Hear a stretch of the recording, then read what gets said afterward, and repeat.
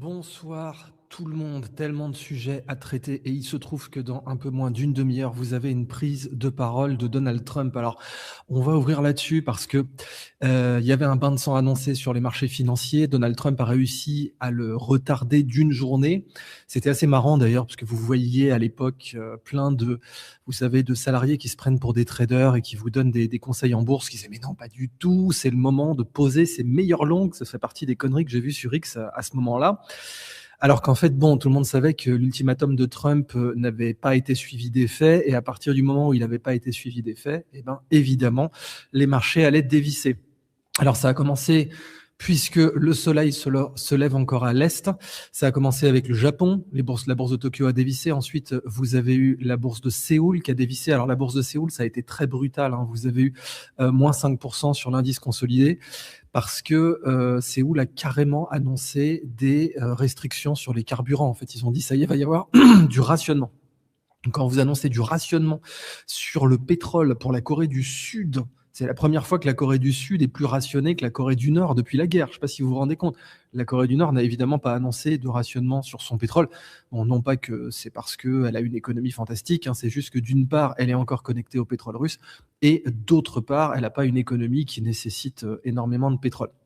Mais tout de même, c'était un signe. Donc, le CAC 40 a quand même ouvert positivement. Et après, vous avez Trump qui a dit non, mais c'est bon, j'ai commencé des négociations avec l'Iran. Alors là, il y a 2-3 journalistes qui ont commencé à faire leur travail, qui ont dit mais à qui vous avez parlé exactement? Nous, on aimerait savoir, c'est notre boulot de journaliste. Je peux pas vous dire. Voilà, Trump il a dit je peux pas vous dire parce qu'il se ferait tuer. Comment ça, il se ferait tuer par qui? Mais il se ferait tuer par qui? Par vous qui négociez? Non, par qui? Par Israël alors? Ah bon? Mais je croyais que c'était vous le patron. Je croyais que c'était vous le patron. Et là, en fait, l'actuel bureau de Netanyahou, hein, je dis le bureau de Netanyahou pour des raisons que vous avez comprises, a fait une déclaration en disant non, la guerre sera terminée quand nous, on aura décidé de la terminer. Voilà. C'est aussi simple que ça. Donc le bureau de Netanyahou a dit non, mais en fait, t'as pas compris, c'est nous qui décidons. Donc ça signifie que Trump, pour faire léviter Wall Street, léviter c'est le terme que j'emprunte à l'excellent Pierre Jovanovic, hein, d'une part a demandé à Powell de faire tourner la planche à billets, pas de surprise, hein. Pendant ce temps-là, le budget américain, c'est à peu près 47 000 milliards de dollars de liabilities, de passifs, et même pas 6 ou 7 000 milliards d'actifs. Donc bon, très bien. Ça, si vous êtes une entreprise, ça s'appelle la faillite, ça s'appelle la banqueroute. Et Trump, donc, non seulement il a fait cette fausse déclaration, c'était un mensonge, hein, déclaré qu'il était en négociation avec l'Iran, alors que bon, les buts de guerre de l'Iran, on les connaît, hein, maintenant, c'est l'élimination du CENTCOM dans la zone, hein, ils veulent une élimination de la présence américaine au Moyen-Orient. C'est pas gagné, mais en tout cas, c'est ça leur but de guerre, ils vont pas faire la guerre pour rien. Autrement, ils veulent à minima des réparations pour une guerre qu'ils n'ont pas commencée, il faut bien le reconnaître, ce ne sont pas eux qui l'ont commencé. D'ailleurs, même le New York Times aujourd'hui a reconnu qu'il existait des éléments du Mossad dans les fameuses émeutes. Alors oui, hein, les mollahs, les ayatollahs, c'est pas des mecs bien, il n'y a pas de problème. Enfin, sauf que la dernière fois qu'on m'a vendu un changement de régime, j'aimerais rappeler que on a eu 20 ans d'occupation de l'Afghanistan pour remplacer les talibans par les talibans, qu'ensuite on a eu 20 ans d'occupation de l'Irak pour au final faire plus de 3 millions de morts, 2 millions de déplacés et 500 000 enfants tués avec l'embargo, et que la dernière fois qu'on m'a vendu un changement de régime en Libye, on s'est retrouvé avec un marché aux esclaves à Benghazi. Pareil, hein, Kadhafi, il était loin d'être parfait, hein, c'est pas quelqu'un que j'admirais particulièrement. Enfin, n'empêche, voilà, il n'y avait pas de marché aux esclaves quand il était là. Ça, c'est quelque chose qu'on peut considérer comme acquis. Et puis, on nous a vendu aussi, tiens, un changement de régime en Syrie, c'était bien un changement de régime en Syrie.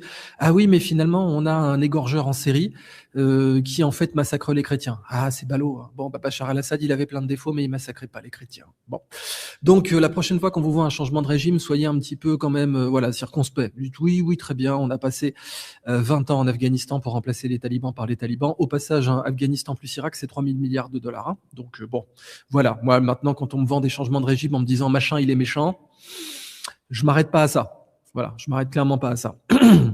Et puis bon, on est quand même sur une guerre qui a littéralement commencé par le déchiquetage de 180 fillettes. Hein. Bon, accessoirement, 180 fillettes déchiquetées par une double frappe de Tomahawk, c'est-à-dire il y en a eu une première et ensuite vous en avez eu une deuxième qui était sur les équipes de secours. Les gens qui sont venus, voilà, ils se sont pris un deuxième Tomahawk dans la tronche. Et là, on vous a dit que c'était une erreur. Oui, très bien. Alors moi, je veux bien que les erreurs statistiques existent. Le problème, c'est que là, elle arrive dès les premiers tirs de missiles. C'est quand même pas de bol. Si on n'est pas sur un échantillon d'un millier de tirs. Par contre, les Iraniens, avec un millier de tirs, ils n'ont pas tapé une seule école en Israël. C'est comme quoi, quand on veut, on peut. Bon. Donc, ça aussi d'ailleurs, hein, c'est sur des sujets, quand on me dit que les patriotes sont en contrôle, j'aimerais qu'on m'explique si les patriotes sont vraiment en contrôle, s'ils ont du coup décidé délibérément d'aller déchiqueter 180 fillettes. Ça, c'est quelque chose dont j'aimerais bien avoir une explication, et un de ces quatre, on fera un débat là-dessus, parce que ça commence à bien faire. Quoi qu'il en soit, voilà la situation. Donc lundi, Donald Trump annonce, alors énorme délit initié, hein, ça va de soi, son clan qu'on a vu, hein, des gens qui ont placé des positions juste avant, bien sûr, que Trump ne fasse sa déclaration. Des gens ont placé des positions avec effet de levier et ont gagné plus d'un demi-milliard de dollars parce qu'ils savaient que Trump allait annoncer mensongèrement qu'il était en négociation avec l'Iran pour mettre fin à cette guerre. Vous ajoutez à ça qu'il y a eu pareil sur le short pour le pétrole, parce qu'évidemment, dès qu'on dit qu'on va négocier avec l'Iran, ça fait baisser les prix du pétrole. Donc là aussi, des gens se sont positionnés pour des shorts sur le pétrole. Et encore une fois, ce qui me fait marrer, c'est que tous les petits gars qui prétendent donner des cours de trading, etc., étaient là avec leur trade analyse technique ou avec leur boule de cristal en train de vous dire « Mais non, on va ouvrir dans le vert, vous allez voir, ça va être fantastique. » C'est le moment de poser donc ses meilleures longues. Bah oui, Trump a réussi à faire léviter le marché, c'est-à-dire que le sort qui a été réservé aux bourses de Tokyo et de Séoul n'a pas eu lieu dans la journée, n'a pas été réservé dans la journée au Nasdaq et au Standard & Poor's 500. Enfin, n'empêche qu'au bout d'un moment, je sais pas, quand vous avez une maison qui va s'effondrer, oui, vous pouvez vous mettre le dos au mur comme ça pour tenir le mur avant que ça s'effondre. Mais le diagnostic, c'est que la maison s'effondre. Hein. Même si vous avez un type qui est en train de tenir, de mettre son dos contre le mur pour pas que le mur s'effondre dans l'heure. Bon, il s'effondrera 1 heure plus tard. Voilà ce qui s'est passé. C'est tragique, mais c'est comme ça. Alors, dans cette émission, bien sûr, d'une part, je vais vous demander au clavardier, puisqu'on est en direct. Alors, vous comprenez, hein, je fais beaucoup de directs sur l'Iran parce que l'information va très vite. Et donc, j'ai pas fait de vidéo montée depuis longtemps. Alors, évidemment, pour les youtubeurs classiques, la plupart des youtubeurs classiques font pas de stream, font pas de direct. Donc, ça se voit sur le board de leur vidéo montée. Et vous avez encore des gens qui savent même pas où trouver mes directs. Donc, vous allez dans En direct ou Live en anglais. Et En direct, c'est là que vous trouvez bien sûr mes vidéos qui ont été tournées en direct. C'est pour ça que j'ai pas posté de vidéo montée depuis celle sur Epstein. Parce que l'Iran va trop vite pour attendre 48 heures d'avoir un montage complet. Quand vous postez votre vidéo, il y a déjà des informations beaucoup plus importantes qui ont paru, donc je décide de faire des directs pour cette raison. Et on va bien sûr continuer à en faire. Maintenant, donc les choses continuent d'évoluer. Comme on est en direct, je vous invite à faire la veille quand Trump prendra la parole à donc 12h30 heure Eastern Time, heure de la côte Est, heure de New York. Je vous inviterai à me dire exactement ce qu'il se dit, s'il est en train d'annoncer qu'il est en train de négocier avec l'Iran, ou si au contraire il annonce une escalade. Alors a priori, le placement du jeu d'échecs, parce que vous savez, quand on joue aux échecs, on n'écoute pas ce que dit le joueur, on regarde les pions. C'est aussi simple que ça. Enfin, c'est les abrutis qui écoutent ce que dit le joueur, mais les professionnels, ils regardent les pions. Donc, vous avez des abrutis qui écoutaient, et les abrutis, c'était les salariés qui se prennent pour des traders, qui écoutaient Trump, et ça y est, il négocie, donc c'est bon, il faut poser ses meilleures langues. Mais en fait, le jeu d'échecs, il est ce qu'il est. Et le jeu d'échecs, il est que Trump est en train de déployer la 82e aéroportée, donc une division qui date de la Deuxième Guerre mondiale, accessoirement, et que Trump est en train de déployer des Marines. Et il va pas les déployer n'importe où.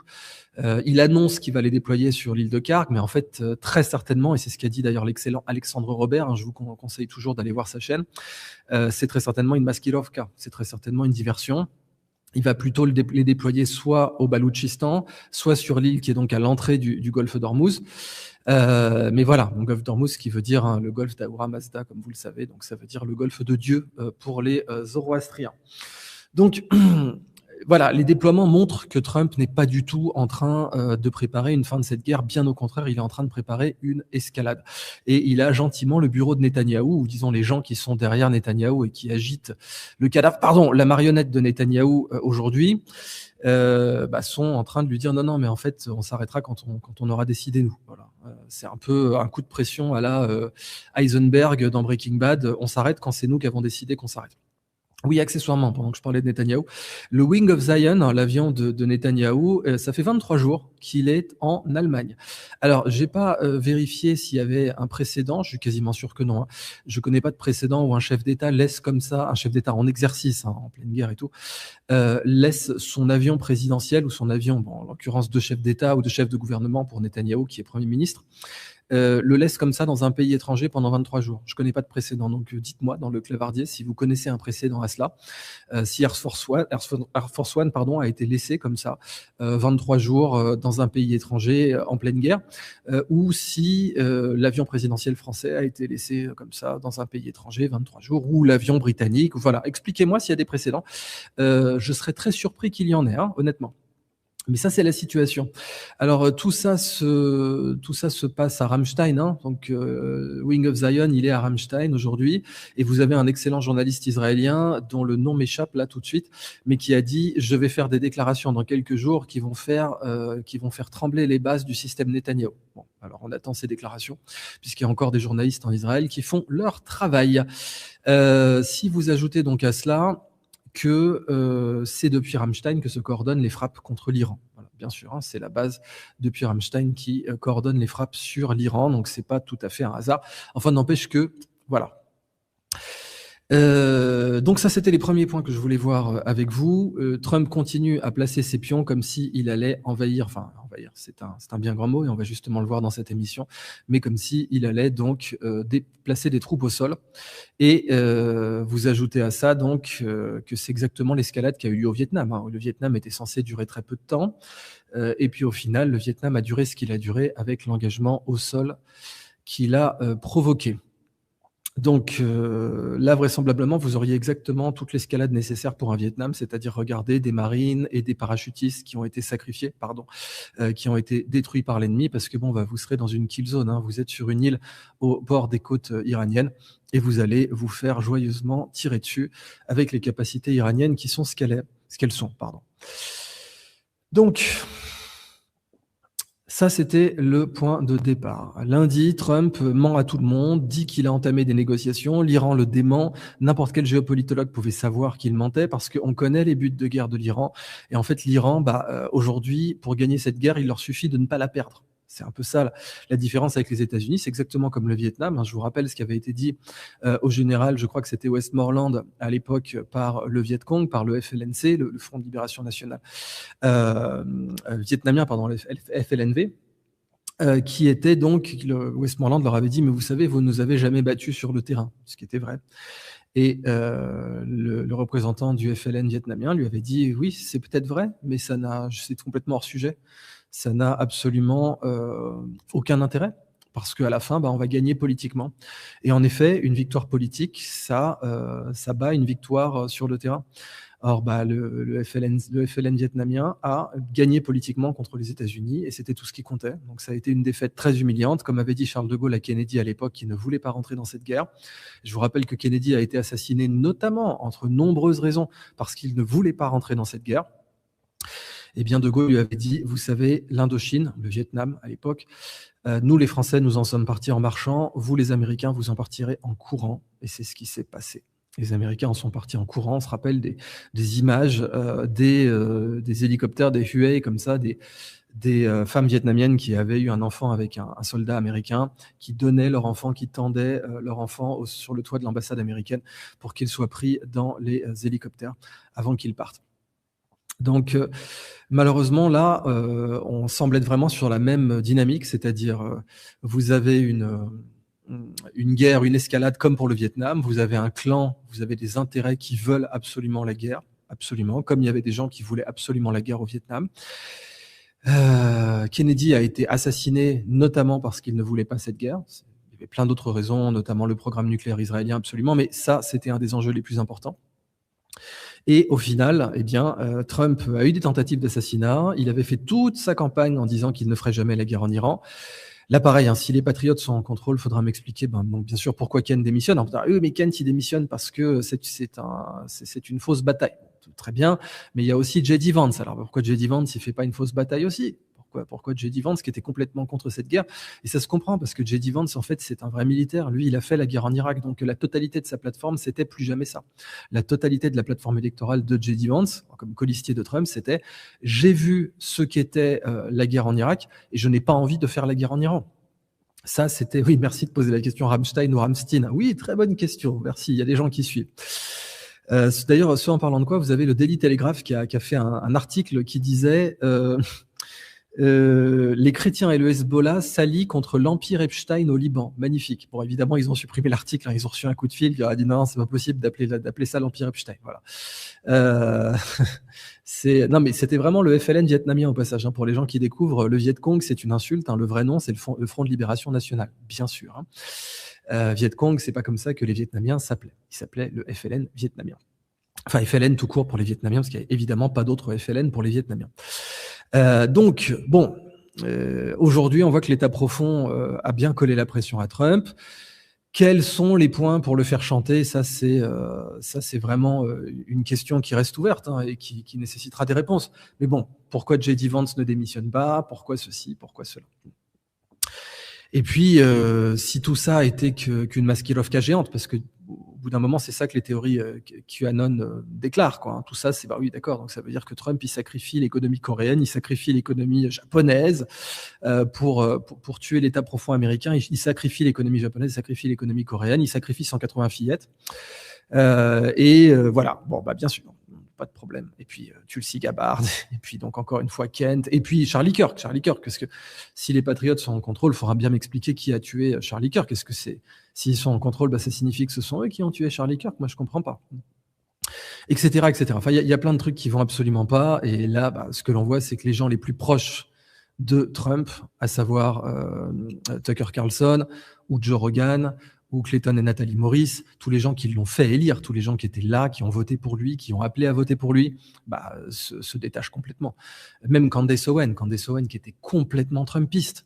Donc Candace Owen, elle a voté Trump, elle a appelé à voter Trump, elle a défendu Trump contre Macron, et vice-versa d'ailleurs. Et là, Candace Owen, elle vous dit, mais non, ça va plus, là, Trump, il a complètement vrillé, il a décidé d'attaquer l'Iran, il a trahi ses promesses de campagne. Voilà la situation aux États-Unis. Maintenant, le rapport de force, parce que c'est ça le sujet de cette émission. Alors, tout dernièrement, l'Iran a publié une vidéo de ces fameuses villes de missiles. Alors, je vais vous les afficher. Voilà à quoi ça ressemble. Donc, les Missile Cities, c'est le titre aujourd'hui qui circule sur Internet. Bon, c'est une vidéo, comme vous le voyez, qui date de l'année dernière, mais elle est devenue vraiment populaire. On le savait, c'est important de savoir que on le savait, hein, c'est pas un truc qu'on découvre, d'accord? Le public le découvre, mais les services américains le savaient. Et c'est la raison précise pour laquelle les généraux étaient complètement contre cette guerre. Vous demandez, y compris Mattis. Mattis, typiquement, là aussi, pareil, il faudra m'expliquer si les patriotes sont en contrôle, pourquoi Mattis s'oppose à... Bon, très bien. Mais ok, Mattis a clairement dit, parce que Mattis c'est un vrai militaire, je rappelle que Trump a esquivé la guerre au Vietnam, hein, bon, au passage. J.D. Vance, lui, a vraiment fait la guerre en Irak. Trump n'a pas fait la guerre au Vietnam. Bon, bah, les vrais généraux qui se sont battus, qui ont déjà dû tuer des gens les yeux dans les yeux, et c'est le cas de Mattis, bah, eux, ils disaient, il ne faut pas faire la guerre à l'Iran, en fait. C'est une connerie. C'est une énorme connerie. Il ne faut surtout pas faire la guerre à l'Iran. Bon. Eh ben, voilà, quoi. Malheureusement, ils ont décidé de la faire. Alors, pourquoi c'était une connerie? Et pourquoi ces villes des missiles, elles sont importantes? Pourquoi il faut en parler? Alors, vous avez vu dernièrement, j'ai fait un direct sur la partie mathématique de cette guerre. On a fait donc un direct avec l'excellente docteure Marie Graff, hein, de l'université d'Auckland en Nouvelle-Zélande, qui vous a expliqué ce que c'était qu'un problème inverse. Un problème inverse, par exemple, dans cet excellent thé que je suis en train de boire, eh bien, c'est de deviner à partir simplement de la gustation du thé, tous les ingrédients, donc tous les arômes qu'il y a dans ce thé, les huiles essentielles, etc. Ça, aujourd'hui, on peut le faire avec une chromatographie en phase gazeuse, une HPLC. Non, liquide, pardon, High Performance Liquid Chromatographie, HPLC, mais bon, avec ma langue, je ne suis pas un goûteur spécialiste en thé, donc malheureusement, je ne peux pas vous le dire. Bah, ça, c'est un problème inverse. Par exemple, imaginez la forme qui a donné une ombre, c'est un problème inverse. En l'occurrence, pour la forme qui a donné une ombre, c'est un problème inverse qu'on appelle mal posé, parce que la solution n'est pas unique. Et pour être bien posée, selon le critère de Hadamard en mathématiques, eh ben, il faut que la solution soit unique. On vous explique donc tout ça dans la vidéo avec Marie Graff et le mnémotechnique EUS pour comprendre ce que c'est qu'un problème bien posé. EUS, ça veut dire existence, unicité, stabilité. Donc un problème est bien posé selon Hadamard si sa solution existe, si elle est unique et si elle est stable quand on modifie un peu les paramètres du problème. C'est-à-dire que modifier un peu les paramètres du problème ne va pas vous emmener vers une solution complètement différente. Et ça... Bah, c'est très important dans la guerre en Iran parce que la totalité de ce qui se passe aujourd'hui, c'est que les Iraniens se sont enterrés dans 2 choses, les montagnes et les mathématiques. Et bon, je vous apprends rien en vous disant que les mathématiques, c'est encore plus puissant que les montagnes, hein. Là, vous êtes dans un autre univers. Par exemple, si vous pouvez cacher quelque chose dans une montagne, mais si vous avez encrypté un message dans un one-time pad, là, il vous faut plusieurs fois l'âge de l'univers au carré pour trouver ce que vous cherchez. Voilà, je prends par exemple, si vous êtes sur, et moi quand j'écrivais pour Le Point à l'époque, vous savez, un article classique, un éditorial classique, c'était 3000 signes. Voilà, 3000 signes, espace compris. Donc 3000 signes, alphanumérique, hein, bien sûr. Eh ben, imaginez que ces 3000 signes soient encryptés avec un one-time pad, c'est-à-dire un cipher, comment on dit un cipher? Un cryptogramme complètement aléatoire, 100% aléatoire, c'est-à-dire sans aucun indice. Eh bien, pour retrouver mon message, vous avez, allez, en supposant que vous avez 60 caractères alphanumériques, ou même 30, 50, on va partir sur 50, ben vous avez 50 puissance 3000 essais à faire pour retrouver mon message. 50 puissance 3000. Le nombre d'atomes dans l'univers, c'est 10 puissance 80. Et ben c'est pour vous montrer qu'en fait, les mathématiques, c'est plus puissant qu'une montagne. Parce que si vous avez caché quelque chose dans une montagne, il vous faut pas plusieurs fois l'âge de l'univers au cube pour le retrouver, on est d'accord? Et ben, si j'ai caché quelque chose dans un cryptogramme mathématique de 3000 signes, complètement aléatoire, il vous faut 50 puissance 3000 essais. Et ça, dans l'état actuel de nos puissances de calcul, c'est plusieurs fois l'âge de l'univers au cube itéré. Donc, cacher quelque chose dans une montagne de mathématiques, c'est beaucoup plus puissant que de cacher quelque chose dans une montagne. On a parlé de la montagne de mathématiques dans la précédente vidéo, je vous encourage à aller la voir. Je vous la résume rapidement, hein. Les Iraniens ont centré toute leur stratégie sur les problèmes inverses. D'ailleurs, ce que je vais vous présenter dans cette vidéo, c'est l'explication de cela d'un point de vue physique, comment ils ont fait pour poser des problèmes inverses à l'adversaire. Mais donc cette montagne de mathématiques, c'est en fait on panache nos tirs avec des drones, avec des missiles rapides, avec des missiles à propulsion liquide, des missiles à propulsion solide. Alors il faut savoir que les missiles à propulsion solide, c'est beaucoup plus difficile à détecter parce que dès qu'on les sort, ils partent, alors que les missiles à propulsion liquide, il faut les charger d'abord. Donc en termes de détection, c'est beaucoup plus compliqué de gérer un missile à propulsion solide. Et puis le maximum, bien sûr, c'est le missile manœuvrant, parce que le missile manœuvrant, il dribble. Je vous avais expliqué aussi dans cette émission, si vous l'avez pas vu, un autre exemple de problème inverse qui est bien posé. C'est si je vous dis, par exemple, voilà toutes les actions d'un match de foot, inférez le score, déduisez-en le score. Ça, c'est un problème inverse qui est bien posé. Il est bien posé parce qu'il y a une solution qui existe, le score existe, donc existence, c'est bon. Elle est unique, il y a un seul score, et elle est stable. Si jamais il y a eu, par exemple, un corner qui a été mal tiré, eh ben, l'évolution du score va le suivre de façon stable. Ça va pas être d'un coup 10 points de plus, ça va juste être 1 point de plus par rapport au fait que le corner soit transformé dans une autre alternative, dans un match alternatif. Donc, existence, unicité, stabilité. Ça vous fait un problème bien posé. Par contre, un problème mal posé, c'est voilà le score, inféré, déduisez-en les actions. Évidemment, comme il y a plein d'actions différentes qui peuvent provoquer le même score, eh bien, c'est pas un problème bien posé. Les Iraniens donc infligent des problèmes mal posés à leur adversaire en panachant les missiles, en faisant en sorte que les radars sachent pas ce qui se passe, en faisant en sorte qu'il y ait plusieurs scénarios, plusieurs cibles possibles avec le même tir. Et ça, du coup, ça fait que, en plus, vous ajoutez à ça le facteur temps, c'est-à-dire que vous pouvez essayer de résoudre un problème mal posé si vous avez un temps infini. Enfin là, le problème, c'est que vous avez un missile qui peut vous arriver dessus en 10 minutes. Donc, s'il est hypersonique, typiquement même moins de 10 minutes. Et donc, le temps que vous essayez de trouver quelles sont les cibles, où va frapper le missile, etc., c'est encore pire. Alors, le summum, c'est le missile qui dribble. Donc, un missile qui dribble, c'est pas parce qu'il part dans cette direction, il vous fait des feintes de corps, exactement comme au football. Au football, vous êtes au corps à corps avec l'attaquant. Il vous fait une feinte de corps, il donne l'impression qu'il part à gauche, en fait, il part à droite. Ça aussi, c'est typiquement ce que peut faire un missile manœuvrant, donc dribblant. Et c'est l'énorme problème que ça pose. Maintenant, les Iraniens ont littéralement fait ça parce que, en fait, il y a une synergie, et c'est l'objet de cette émission, entre la montagne et les mathématiques. C'est ça qu'il faut comprendre. C'est que les Iraniens s'enfouissent dans une montagne de mathématiques en rendant leurs frappes cryptiques. Très bien, donc cryptique, c'est imprévisible. Le temps que vous essayez de comprendre ce qui se passe, c'est déjà terminé. C'était le problème qu'avaient les Britanniques pendant la Deuxième Guerre mondiale. Il fallait décrypter les messages des nazis avant que les messages deviennent obsolètes, parce que l'information, ça se périme, contrairement à la connaissance. Enfin, ça se périme plus vite. L'information, ça se périme très vite. La connaissance, ça se périme lentement. Et typiquement, vous avez le facteur temps. Quand vous avez des missiles rapides, vous posez un problème encore plus difficile. Et si vous ajoutez à ça que vous avez détruit les radars de l'adversaire, vous avez détruit ses capacités de prévision, vous avez détruit ses capacités de renseignement, vous avez détruit ses capacités satellites puisque vous êtes enterré. C'est là que vous voyez la synergie entre la montagne et les mathématiques. Quand vous êtes enterré, quand vous avez ces fameuses villes de missiles, il y a plein de conséquences géopolitiques qui s'offrent à vous. La première, c'est que on peut simplement pas détruire vos usines de production, donc vos centres de production de missiles, ils sont pas à l'extérieur. Ça, c'est ce qu'avaient compris les Allemands, mais beaucoup trop tard dans la Deuxième Guerre mondiale. Au début, leurs usines étaient visibles depuis le ciel. Puis vous avez eu les bombardements stratégiques, et à partir de là, l'économie nazie, elle était cuite. Or, les nazis, plus tard, ont compris qu'il fallait enterrer les usines, mais c'était beaucoup trop tard. C'était la fin de la guerre, ils étaient terminés. Les Allemands savaient couler du béton à très grande échelle. Vous vous rappelez les Flak Towers, qu'on retrouve, je crois, dans Call of Duty, tellement elles sont mythiques. Petit clin d'œil à Mosinor, d'ailleurs, qui a fait un très bon let's play à Call of Duty là-dessus. J'adore.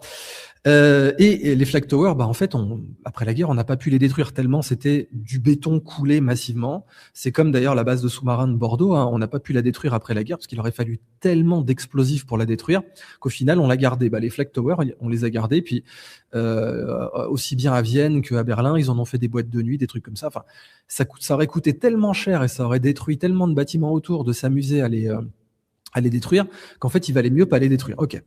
Là, ce que je vous raconte, c'est du béton. Donc, une Flak Tower, je ne connais pas les dimensions, mais je m'aventurerais à vous dire que c'est de l'ordre de 100 mètres de béton, par exemple. Vous me corrigez dans le chat si je me trompe, mais on va partir du principe que c'est 100 mètres de béton, d'accord, 100 mètres de béton armé. Et ça, les bunker busters américains peuvent quasiment le traverser. Donc, The Mother of All Bombs, les bunker busters américains et les autres modèles de bombes surpuissantes peuvent quasiment traverser 100 mètres de béton. On est plutôt de l'ordre de 80, même si le vrai chiffre est confidentiel, vous l'imaginez bien. Mais partez du principe que ça peut arracher 100 mètres de béton. C'est énorme, 100 mètres de béton. C'est énormissime. Bon. Maintenant, vous avez l'échelle de Mohs, MOH, qui mesure la dureté d'une céramique, d'une pierre, etc. Donc 10, c'est le diamant, et 1, c'est le talc. Le talc, évidemment, c'est pas dur, c'est même fait pour ça. Le granit, ça raye le béton. Le granit, si je me gourre pas, le bon granit, ça se rapproche quasiment du saphir en termes de dureté sur l'échelle de Mohs. Le saphir, ça doit être 8-9. Le granit, c'est 7. Voilà. Donc le granit, ça raye le béton. Ça, vous pouvez tourner ça dans tous les sens que vous voulez. Le granit, alors je ne sais pas quel granit est le plus balèze, mais le granit le plus balèze du game, il raye du béton. Ah oui, vous me dites, Flak Tower, c'est 3,5 mètres d'épaisseur sur les côtés, mais là, je parle de toute la hauteur. Imaginez que toute la hauteur, toute la tour, ce soit du béton massif, quoi, pour simplifier. Donc, c'est la hauteur de la tour qui m'intéresse. Donc, le granit, oui, je vous disais, ça raye le béton. Et en fait, une montagne, alors, c'est pas compliqué, on a littéralement aucune bombe qui perce une montagne. Point. Mais quand je dis aucune bombe, c'est même une bombe H. Vous vous amusez à prendre une bombe à hydrogène. Donc la Tsar Bomba, 50 mégatonnes. Donc 50 mégatonnes, pour vous donner une idée, la bombe d'Hiroshima, c'était 15 kilotonnes. Donc vous faites 1000 bombes d'Hiroshima, ça vous donne même pas un tiers de la Tsar Bomba, pour vous donner une idée. Donc la Tsar Bomba, elle est au moins 3000 fois plus puissante que la bombe d'Hiroshima. Ok. Vous balancez ça sur une montagne, la montagne, elle est encore là le lendemain. Voilà. Mais pire que ça, vous faites péter la Tsar Bomba au-dessus d'une Flak Tower de 100 mètres, il restera quelque chose de la Flak Tower, je vous le garantis. Il restera quelque chose de la Flak Tower. Une montagne, c'est plus balèze qu'une Flak Tower. Voilà. Bon. Et les villes de missiles et les centres que les Iraniens ont utilisés, alors vous ajoutez à ça que les Iraniens, ça fait 40 ans qu'ils se préparent. C'est ça le niveau de connerie aussi. Je sais pas. Même dans Civilisation, vous savez que quand vous jouez à Civilisation, quand vous attaquez un ennemi, il vaut mieux pas trop le prévenir à l'avance. Voilà, vaut mieux pas aller lui dire pendant pendant des années et des années, je vais t'attaquer, je vais t'attaquer, je vais t'attaquer. Voilà. Non, faut pas dire ça. Bon, ça fait 40 ans. Ça fait 40 ans qu'on dit à l'Iran qu'on va l'attaquer. Donc ça fait 40 ans que l'Iran, ils ont développé une des meilleures technologies pour creuser des tunnels. En fait, voilà, c'est le granit noir, merci. Donc c'est le granit noir qu'utilisaient les Égyptiens qui est à 7 sur l'échelle de Mohs. Et corrigez-moi si je me trompe, le saphir c'est 9, quelque chose comme ça. Hein. Donc évidemment, le saphir raye le granit. Par contre, donc le béton, le meilleur béton du monde doit être à 6, un truc comme ça, 5 ou 6. Donc, vous avez les Iraniens qui ont eu 40 ans pour creuser leurs montagnes. Je vous ai montré dans plein de directs la carte topographique de l'Iran, on ne va pas y revenir. Les Iraniens ont une topographie montagneuse, contrairement à l'Irak. Et ils ont donc notamment les monts Alborz, qui sont... Téhéran est au pied de ces monts. Ils ont les monts Zagros. Et... Vous avez donc dans ces montagnes toute la réserve que vous voulez pour creuser comme les nains dans le Seigneur des Anneaux. Et les Iraniens ont investi considérablement dans les grandes foreuses. En fait, les seuls aujourd'hui qui ont des foreuses plus performantes qu'eux, ce sont les Chinois et Elon Musk. Elon Musk, avec la Boring Company, il a commandé, fait construire sur mesure des foreuses très spéciales qui s'appellent Proof Rock. C'est une référence à T.S. Eliot. Donc, je crois que l'autre, c'est une référence à Samuel Beckett, donc le théâtre absurde, prix Nobel au passage. Hein. Fun fact, Samuel Beckett conduisait André le Géant quand il était en France, puisque Samuel Beckett était lecteur d'anglais à l'École normale supérieure. Et comme André le Géant était déjà énorme, et ben Samuel Beckett le transportait en pick-up, et il montait comme ça dans son pick-up. Ça m'a toujours fait marrer ce fun fact sur Beckett. Quoi qu'il en soit, donc, Trump s'est lié avec le catch, c'est pour ça. Musk a commandé donc une des plus dingues, c'est Proof Rock. Alors je vais vous la montrer. C'est pas celle que les Iraniens utilisent, mais la Proof Rock Boring Machine. Donc Proof Rock, c'est pas Beckett, c'est T.S. Eliot. Hein. The Love Song of J. Alfred Proof Rock. Magnifique poème au passage. Voilà, je vais vous la partager ici. Là, vous avez le site de la Boring Company. Voilà, et vous voyez Proof Rock en pleine action. Ça ressemble à ça. Et les Iraniens ont aussi bien que ça. Peut-être que Musk maintenant, je ne sais pas si Proof Rock c'est ce que Musk a de mieux. Vous me direz dans le chat si c'est ce qu'il a de mieux, mais voilà. Donc les Iraniens, ils ont ça, et ça fait 40 ans qu'ils utilisent ça.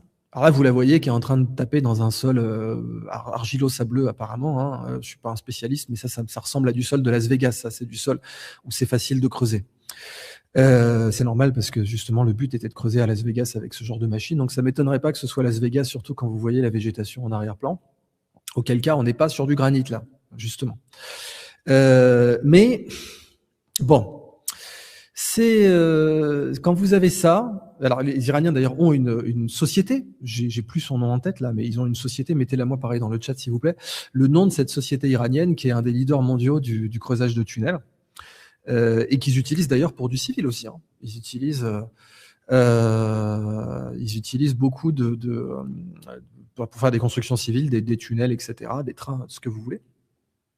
Ça fait partie des choses qu'ils utilisent. Je ne vais pas trop partager le Proof Rock parce que quand je partage l'écran d'un site web comme Boring Company, ça fait un peu laguer ma vidéo.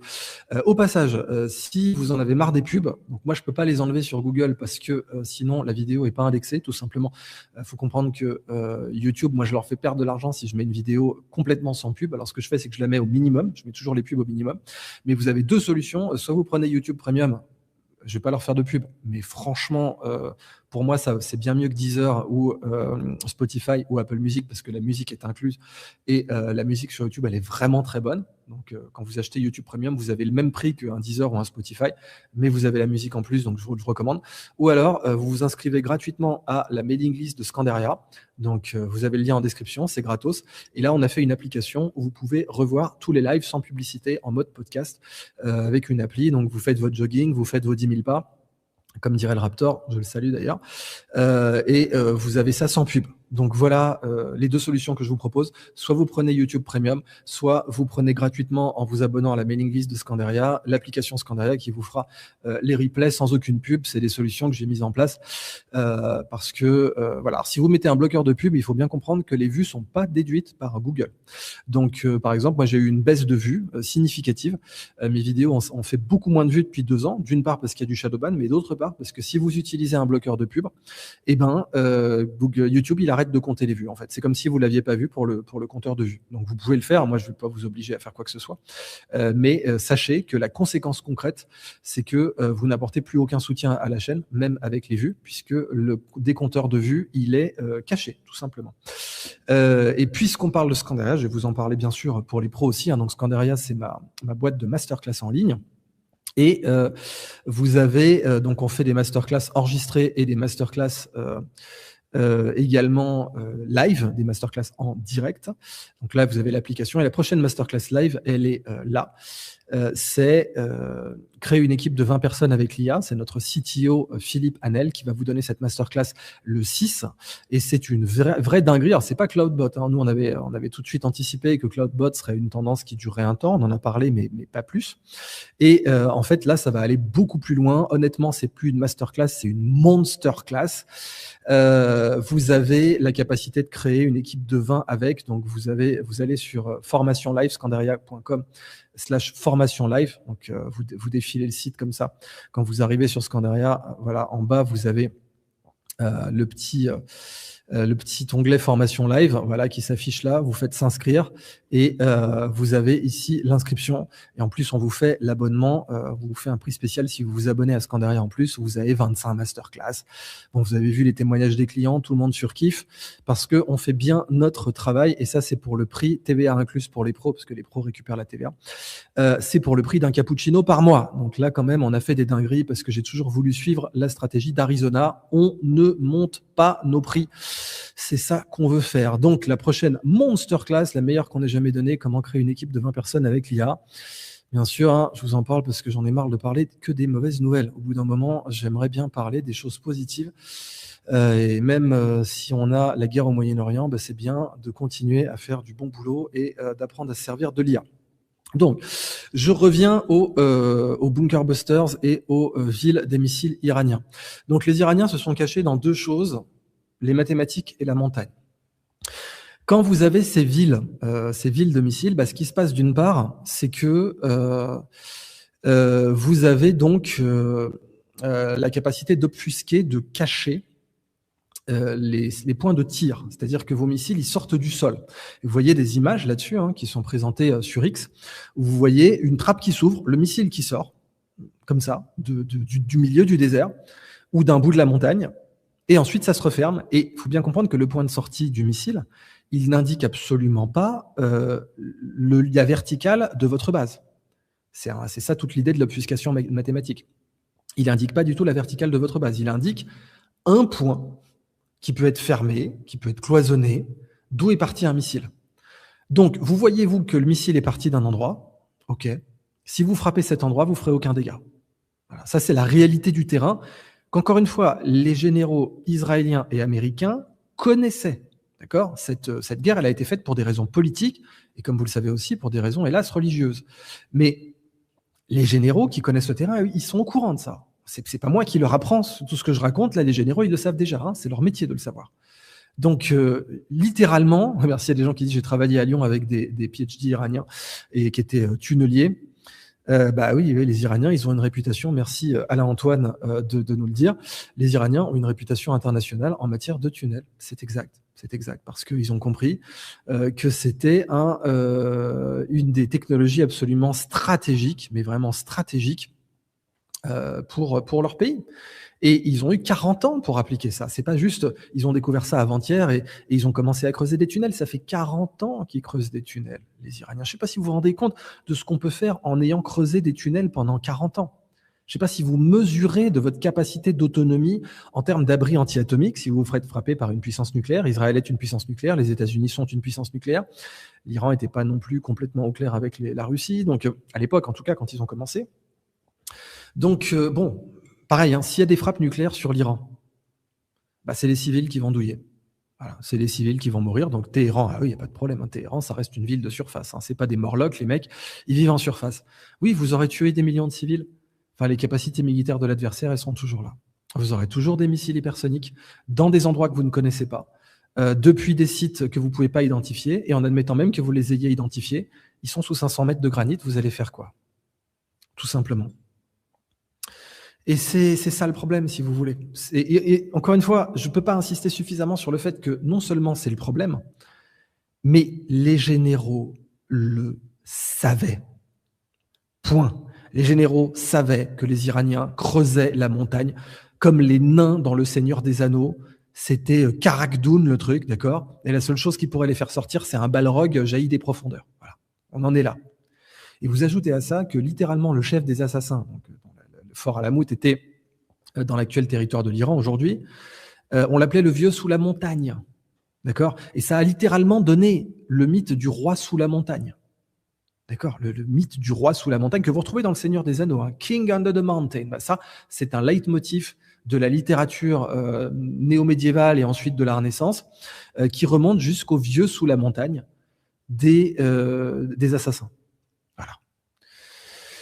Donc, je sais pas, je peux pas vous dire à quel point tout le monde savait que c'est la raison pour laquelle tous les généraux ont dit à Trump, non, fais pas la guerre en Iran. Il y a des mauvaises idées dans la vie. L'Iran, c'est l'Afghanistan avec de la technologie. Voilà. Parce que autant certaines grottes à Kandahar, on pouvait tuer leurs habitants en utilisant des bombes thermobariques. Parce que quand c'est une caverne largement ouverte, là, vous faites péter une bombe thermobarique, vous avez une onde de choc qui va tuer tout le monde à l'intérieur de la caverne. Oui, le problème, c'est que là, c'est pas une caverne. C'est un tunnel artificiel avec des portes blindées en couches successives qui peut absorber une onde de choc nucléaire. Donc, une bombe thermobarique, ça va même pas entamer leur bonne humeur. Et là, encore une fois, aussi, les généraux le savaient. Donc, dernièrement, vous avez eu une centrale au Texas qui a pété. Voilà, beaucoup de gens se demandent si c'est pas un faux drapeau. Oui, c'est tout à fait possible. Je vais être très honnête avec vous, c'est tout à fait possible. Là aussi, il faudra qu'on m'explique si les patriotes sont en contrôle. Bah, comment ça se fait qu'il y a une centrale qui pète au Texas? Ah bah oui, soit ils sont en contrôle, soit ils sont pas en contrôle. On peut pas avoir comme ça des patriotes en contrôle de Schrödinger qui sont à la fois en contrôle et pas en contrôle. C'est pas possible. Soit ils sont en contrôle, soit ils le sont pas. Bon, bah, s'ils le sont, pourquoi la centrale au Texas, elle a pété? Pourquoi les 180 fillettes ont été déchiquetées? Pourquoi Kent a démissionné? Pourquoi Kirk a été tué? Voilà, plein de questions sans réponse. Si vraiment, selon les théories canon, eh bien, oui, en effet, avec l'armée de l'espace de Trump, en réalité, tout ça n'est qu'un jeu. Puis, c'est vraiment très pervers comme jeu, hein, au-delà des 180 fillettes déchiquetées, d'infliger un coup pareil aux Coréens et aux Japonais qui, eux, pour l'instant, sont en PLS sur le plan économique. Mais bon. Donc, j'ai pas mal de dépêches à vous lire là-dessus. Et comme je vous le disais hier, voilà quoi. Il devait y avoir un bain de sang sur les marchés. Trump a tenu comme ça. Il a fait du bouche à bouche au marché américain. Et donc tous les traders du dimanche ont dit: ah mais tu vois bien, Idriss, il n'y avait pas de bain de sang. Ouais, bah si, en fait, voilà, ça y est, on y est. Aujourd'hui, les marchés continuent à dévisser. Le Nasdaq a perdu 5% en une semaine. Ça fait très mal. Et puis les Asiatiques qui n'ont pas Trump pour annoncer qu'il est en train de négocier avec l'Iran, eh ben, eux, ils dévissent beaucoup plus violemment. Oui, Diego Garcia, c'était un false flag. Ça, maintenant, on est sûr à 100%.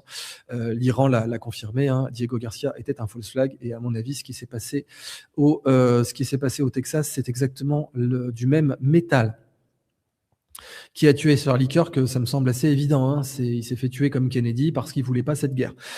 Donc demandez-vous qui voulait cette guerre et puis vous aurez la réponse sur qui a tué Charlie Kirk. C'est aussi simple que ça. Alors, parmi les nombreuses dépêches que j'ai à vous montrer ce soir, en voici une. Laissez-moi vous partager l'écran. Les mines, oui. Alors là, pareil, on peut faire le même de joueur du grenier. Une mine. Oui, une mine.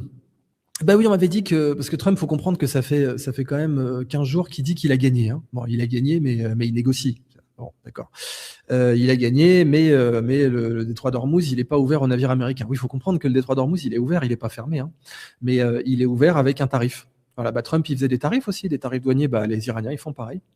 D'ailleurs, selon certains économistes, ils pourraient tripler leur PIB, les mecs. Voilà, bravo. Hein. Comme guerre, c'est magnifique. Hein. On fait une guerre normalement pour des objectifs politiques, à ma connaissance, hein. Et là, bon, bah, pas tellement. Parce que les objectifs politiques, c'est de faire que le PIB iranien soit 3 fois plus élevé. OK. Eh ben, la marine, soi-disant la marine iranienne, elle était cuite. Moi, on m'avait dit: «Il y a plus de marine iranienne». Eh ben non, en fait, les villes, des missiles là, bah, les Iraniens, ils ont littéralement planqué des bateaux dans la montagne. Ah oui, non, mais quand vous avez 40 ans, plus des guerres à gérer et des guerres existentielles, bah, croyez-moi bien, vous êtes, créatifs, hein. Parce que je ne sais pas si vous avez vu l'excellent film de Werner Herzog, Fitzcarraldo, avec Klaus Kinski, hein, qui s'est tapé copieusement en levrette la nana de BHL, mais je m'écarte. Eh bien, dans Fitzcarraldo, littéralement, donc, le but est de faire monter un bateau par la montagne, à travers la jungle.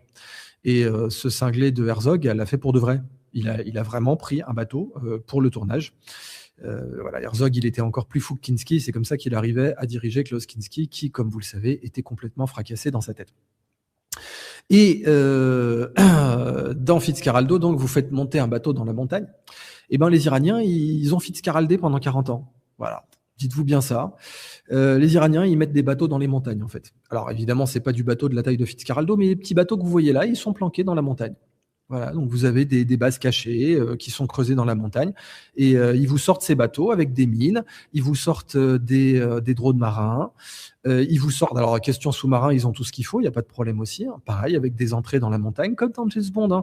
Dites-vous bien que quand vous avez 40 ans et une menace existentielle, vous devenez créatif. Vous devenez créatif. Et donc, l'idée de faire une entrée de base de sous-marin dans la montagne, ça devient créatif. Bon.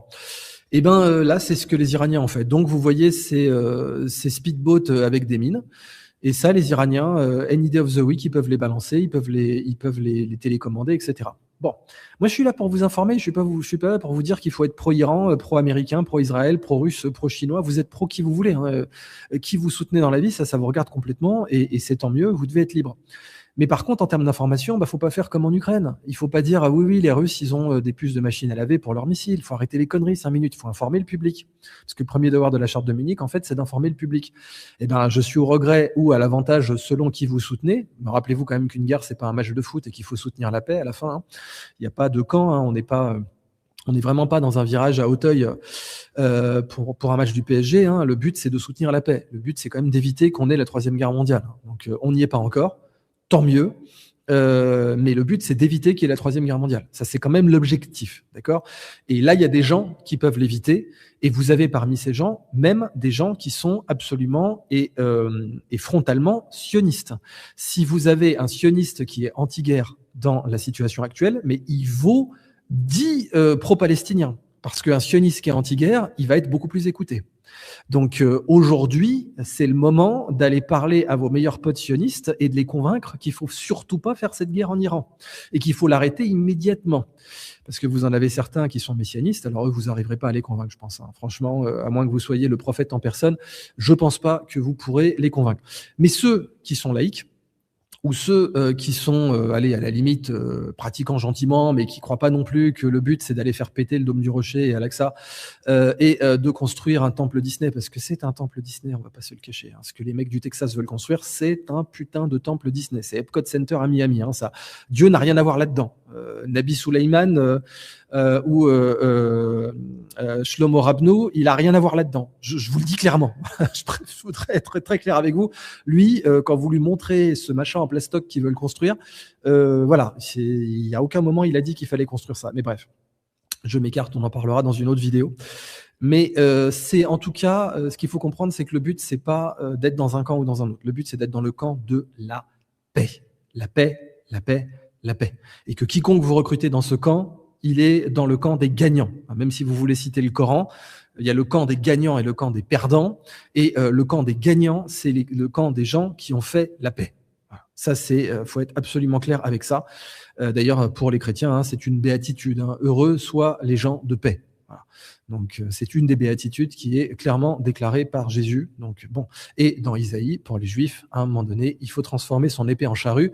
Oui, hein, dans Isaïe, il n'y a pas que ce qui avait été cité par Netanyahou après le 7 octobre, mais là aussi, je m'écarte. Donc, dites-vous bien que quand je vous parle des capacités iraniennes, c'est pas pour vous dire d'être pro-Iran, c'est pas pour vous dire d'être pro-Mollah, c'est pas pour vous dire d'être pro-régime ou pas régime, c'est simplement pour vous informer. Et là, la situation, elle est celle-là. Alors, autre dépêche, Oui, alors ça, je voulais faire ce petit point rapidement. Sur tous les points qu'on a eu lundi. Donc, faut comprendre un truc. En fait, Trump, il coordonne complètement cette guerre avec les marchés parce qu'il croyait qu'il pourrait encore faire une guerre qui allait durer un week-end. Il croyait qu'il pourrait faire comme avec le Venezuela ou qu'il pourrait faire comme la guerre des 12 jours. Il croyait que la guerre des 12 jours, il est venu sauver Netanyahou concrètement, hein, parce que ça se passait très très mal, et il est venu sauver Netanyahou. Bon, Trump croyait qu'il pourrait faire la guerre un week-end, donc il déclenche sa guerre quand les marchés sont fermés, et il se dit, allez, je déclare la victoire lundi, ce qu'il a fait. Enfin, le problème, c'est que ça marche pas. Alors, il essaie de refaire ça, c'est-à-dire, il déclare la guerre vendredi. Vendredi, il vous dit, oui, on va vous éclater la gueule, on a des armes incroyables, etc. Puis lundi, il dit, non, non, on est en train de faire la paix, on est en train de négocier. Voilà, comme ça, pendant 5 jours, il y a les marchés qui l'évitent. Enfin, le problème, c'est qu'au bout d'un moment, il y a une fatigue quand même. Il y a une adaptation, comme on dit en neurosciences. C'est qu'au bout d'un moment, les gens, vous pouvez pas faire leur coup, vous pouvez pas leur faire ce coup 30 fois non plus. Donc là, vous avez quelqu'un qui a fait un très bon résumé de ce qui s'est passé lundi. Je vais vous le lire, donc, comme vous le voyez. Est-ce que vous vous rendez compte de ce qui s'est passé lundi? Alors au passage, Zuckerberg a annoncé que l'IA allait le remplacer comme patron, comme PDG, CEO de Meta. Quelqu'un a acheté pour 1,5 milliard de futures sur le Standard & Poor's 5 minutes avant que Trump annonce qu'il allait arrêter les frappes sur l'Iran, ce qui était, comme vous le savez, une annonce mensongère, et les mecs se sont gavés. Mais cependant, le Pentagone a quand même déployé la 86e aéroportée. Donc la paix n'a pas duré très longtemps. Ensuite, l'Iran a lancé des missiles sur Israël pour bien montrer que, en fait, non. OpenAI a garanti à Wall Street du retour de 17,5%. Mais bien sûr, on va vous payer pour investir chez nous. Ça sent pas du tout la bulle, on est d'accord. Jensen Huang a dit, oui, parce que lundi, Jensen Huang a dit chez Lex Fridman, donc Jensen Huang, c'est le patron de Nvidia, on a atteint l'intelligence artificielle générale. Ça y est. Donc Yann Lequin vous a dit que c'était impossible avec les large language models, ce qu'utilise Nvidia. Mais eux, ils vous disent si, c'est possible et on l'a atteint. D'accord, très bien. Donc ça veut dire Terminator, limite, ça veut dire Skynet. Mais ensuite, il a dit peut-être que non. Voilà, bon, ok, très bien. Claude a lancé une IA qui, en effet, est en train de substituer Cloudbots. Donc, ça fera partie de ceux qu'on enseignera dans la masterclass. Créer votre équipe de 20 personnes avec l'IA, avec Philippe Hanel. Et Goldman Sachs a augmenté sa probabilité de récession de 30%. Voilà, pendant que tous les pauvres traders du dimanche étaient suspendus à la parole de Trump, Goldman Sachs, c'est-à-dire le smart money, disait non, mais la probabilité de récession vient d'augmenter. Ah oui, j'oubliais, le fondateur d'OnlyFans, qui se trouve être le plus gros donateur de l'IPAC accessoirement, est mort à 43 ans. OnlyFans, le plus grand réseau de prostitution légalisée au monde, qui fait de toutes les nanas un peu mignonnes de l'Occident des chouins avec des Sims pour les payer. J'adore. Larry Fink a appelé, donc dites-vous bien sûr que si vous avez un abonnement OnlyFans, vous financez l'IPAC. Je ne sais pas si vous étiez conscient de ça, mais maintenant vous l'êtes.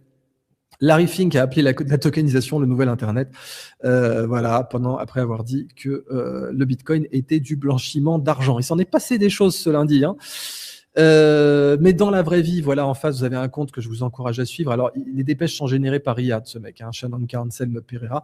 Il fait du très bon travail quand même, mais il fait la rédaction, parce que comme il n'est pas anglophone natif, et puis etc., il fait la rédaction de ces dépêches par IA, et ça se voit. Ça se voit parce que vous avez j'ai oublié comment ça s'appelle comme figure de style, dites-moi dans le clavardier, mais non, vous savez, c'est pas ça, mais ça, cette dialectique hegelienne extrême. Not this, but that. Not A, but C. Voilà. Et ça m'énerve, ça me racle les oreilles à chaque fois que je l'entends. Mais c'est ce que vous voyez dans ces dépêches. Alors ça m'énerve quand je les lis, mais elles sont très bien faites malgré tout. Donc je les lis quand même. Au passage, si je me trompe pas, les déclarations non, c'est pas une litote. Une litote, c'est un euphémisme. Donc c'est quand vous dites je ne te hais point. Par exemple, je ne te hais point, c'est une litote. Mais quand vous mettez un not A C ou not A, B avec une emphase, un palier d'intensité, comme dirait le roi Lot dans Camelot, c'est une figure de style précise et j'ai oublié comment elle s'appelle.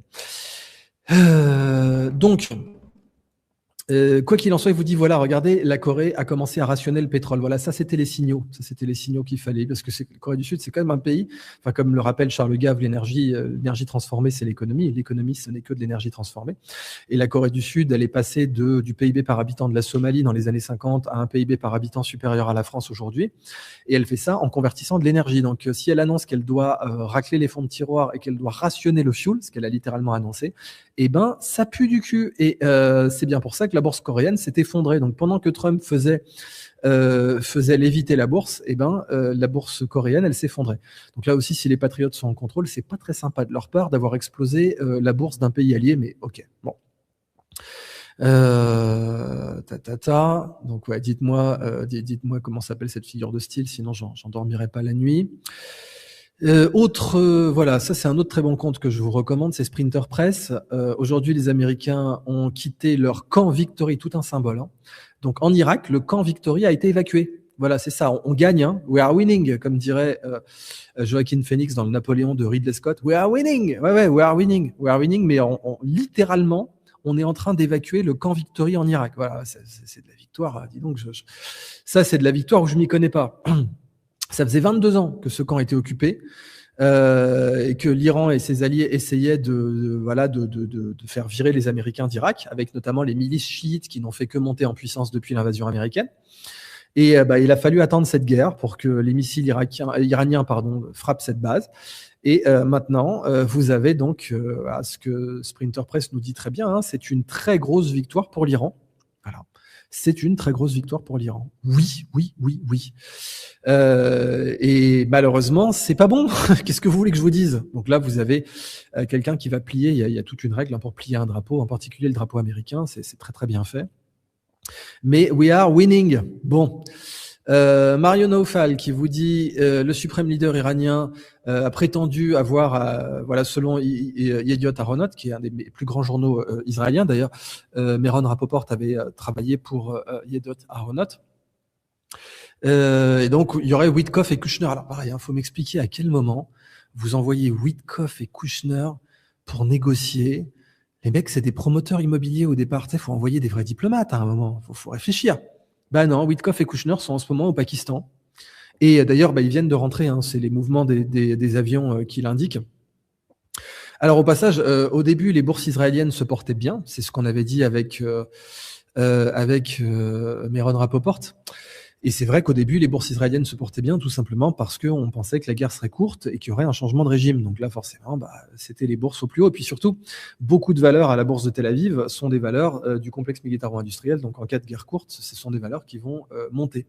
Et puis là, aujourd'hui, la bourse israélienne, elle dévisse. Donc c'est bien que vous ayez ces journaux qui disent non, mais il y a la paix, parce que en fait, voilà, la guerre va être courte. Le problème, c'est que la guerre, elle n'est pas du tout partie pour être courte. Donc, une autre chose que je voulais vous indiquer, vous dites ça n'a rien à voir, c'est le Palais de Darius. Alors ça, c'est une de mes salles préférées au Louvre, au passage. Hein, j'adore le Louvre, je suis bienfaiteur du Louvre. Donc, cette salle qui est citée dans le livre d'Esther, hein, c'est très intéressant, c'est la salle 307, elle Sully. Elle vous montre le chapiteau du palais de Darius. C'est le chapiteau, c'est que le haut de la colonne, ça. Si vous vous rendez compte du machin, ça ressemble justement à Khazad Dûm. C'est ça le truc. Ça ressemble exactement à Khazad Dûm, des colonnes. D'ailleurs, je crois littéralement, là aussi, corrigez-moi dans le chat si je me trompe. Oui, voilà, c'est une épanorthose. Merci, l'épanorthose. Voilà, ça c'est là. C'est une épanorthose. Vous avez l'épanalepse et vous avez l'épanorthose. Voilà. Merci, le clavardier. Et donc l'épanorthose, c'est une des figures de style qui marque un peu, vous savez, c'est comme la voix nasillarde des commentateurs d'actualité dans les années 30, là, 30-40. Radio Paris, bonsoir. Ce soir, les troupes du maréchal. Eh bien, c'est la même chose, en fait. Donc, ça veut dire que vos petits-enfants, vos arrière-petits-enfants, dans 60 ans, 70 ans, en espérant que le monde soit toujours debout, ce que je souhaite, eh ben, ils reconnaîtront les textes générés par les IA de notre époque par cette épanorthose qui est franchement horripilante parce qu'elle a été surutilisée. Donc, oui, Doudou Crosby, tu aussi adore le Louvre, vous avez raison. Donc, dans cette salle 307, vous avez la frise aux archers, qui est une représentation qui illustre un peu les 10 000 immortels que vous avez dans Anabase de... Ah, j'ai un trou. Qui c'est qui a écrit Anabase? Bon sang, je ne connais que lui, cet auteur grec. Xénophon, voilà, Xénophon.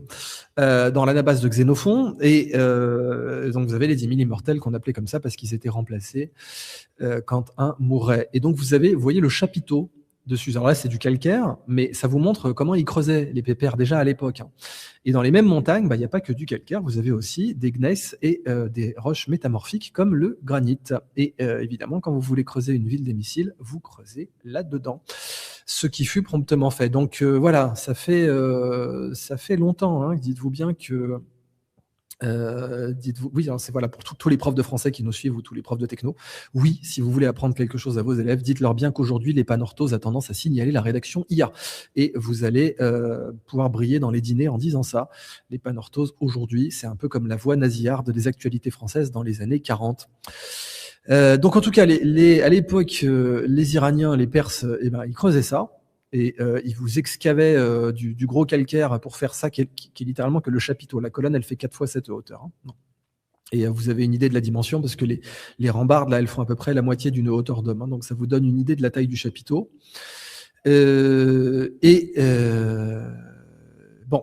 Creuser la montagne, vous n'allez pas leur apprendre à creuser la montagne aux mecs. Voilà. Sauf que maintenant, ils ont des giga excavatrices et ils ont cette société qui est un des leaders mondiaux de l'excavation.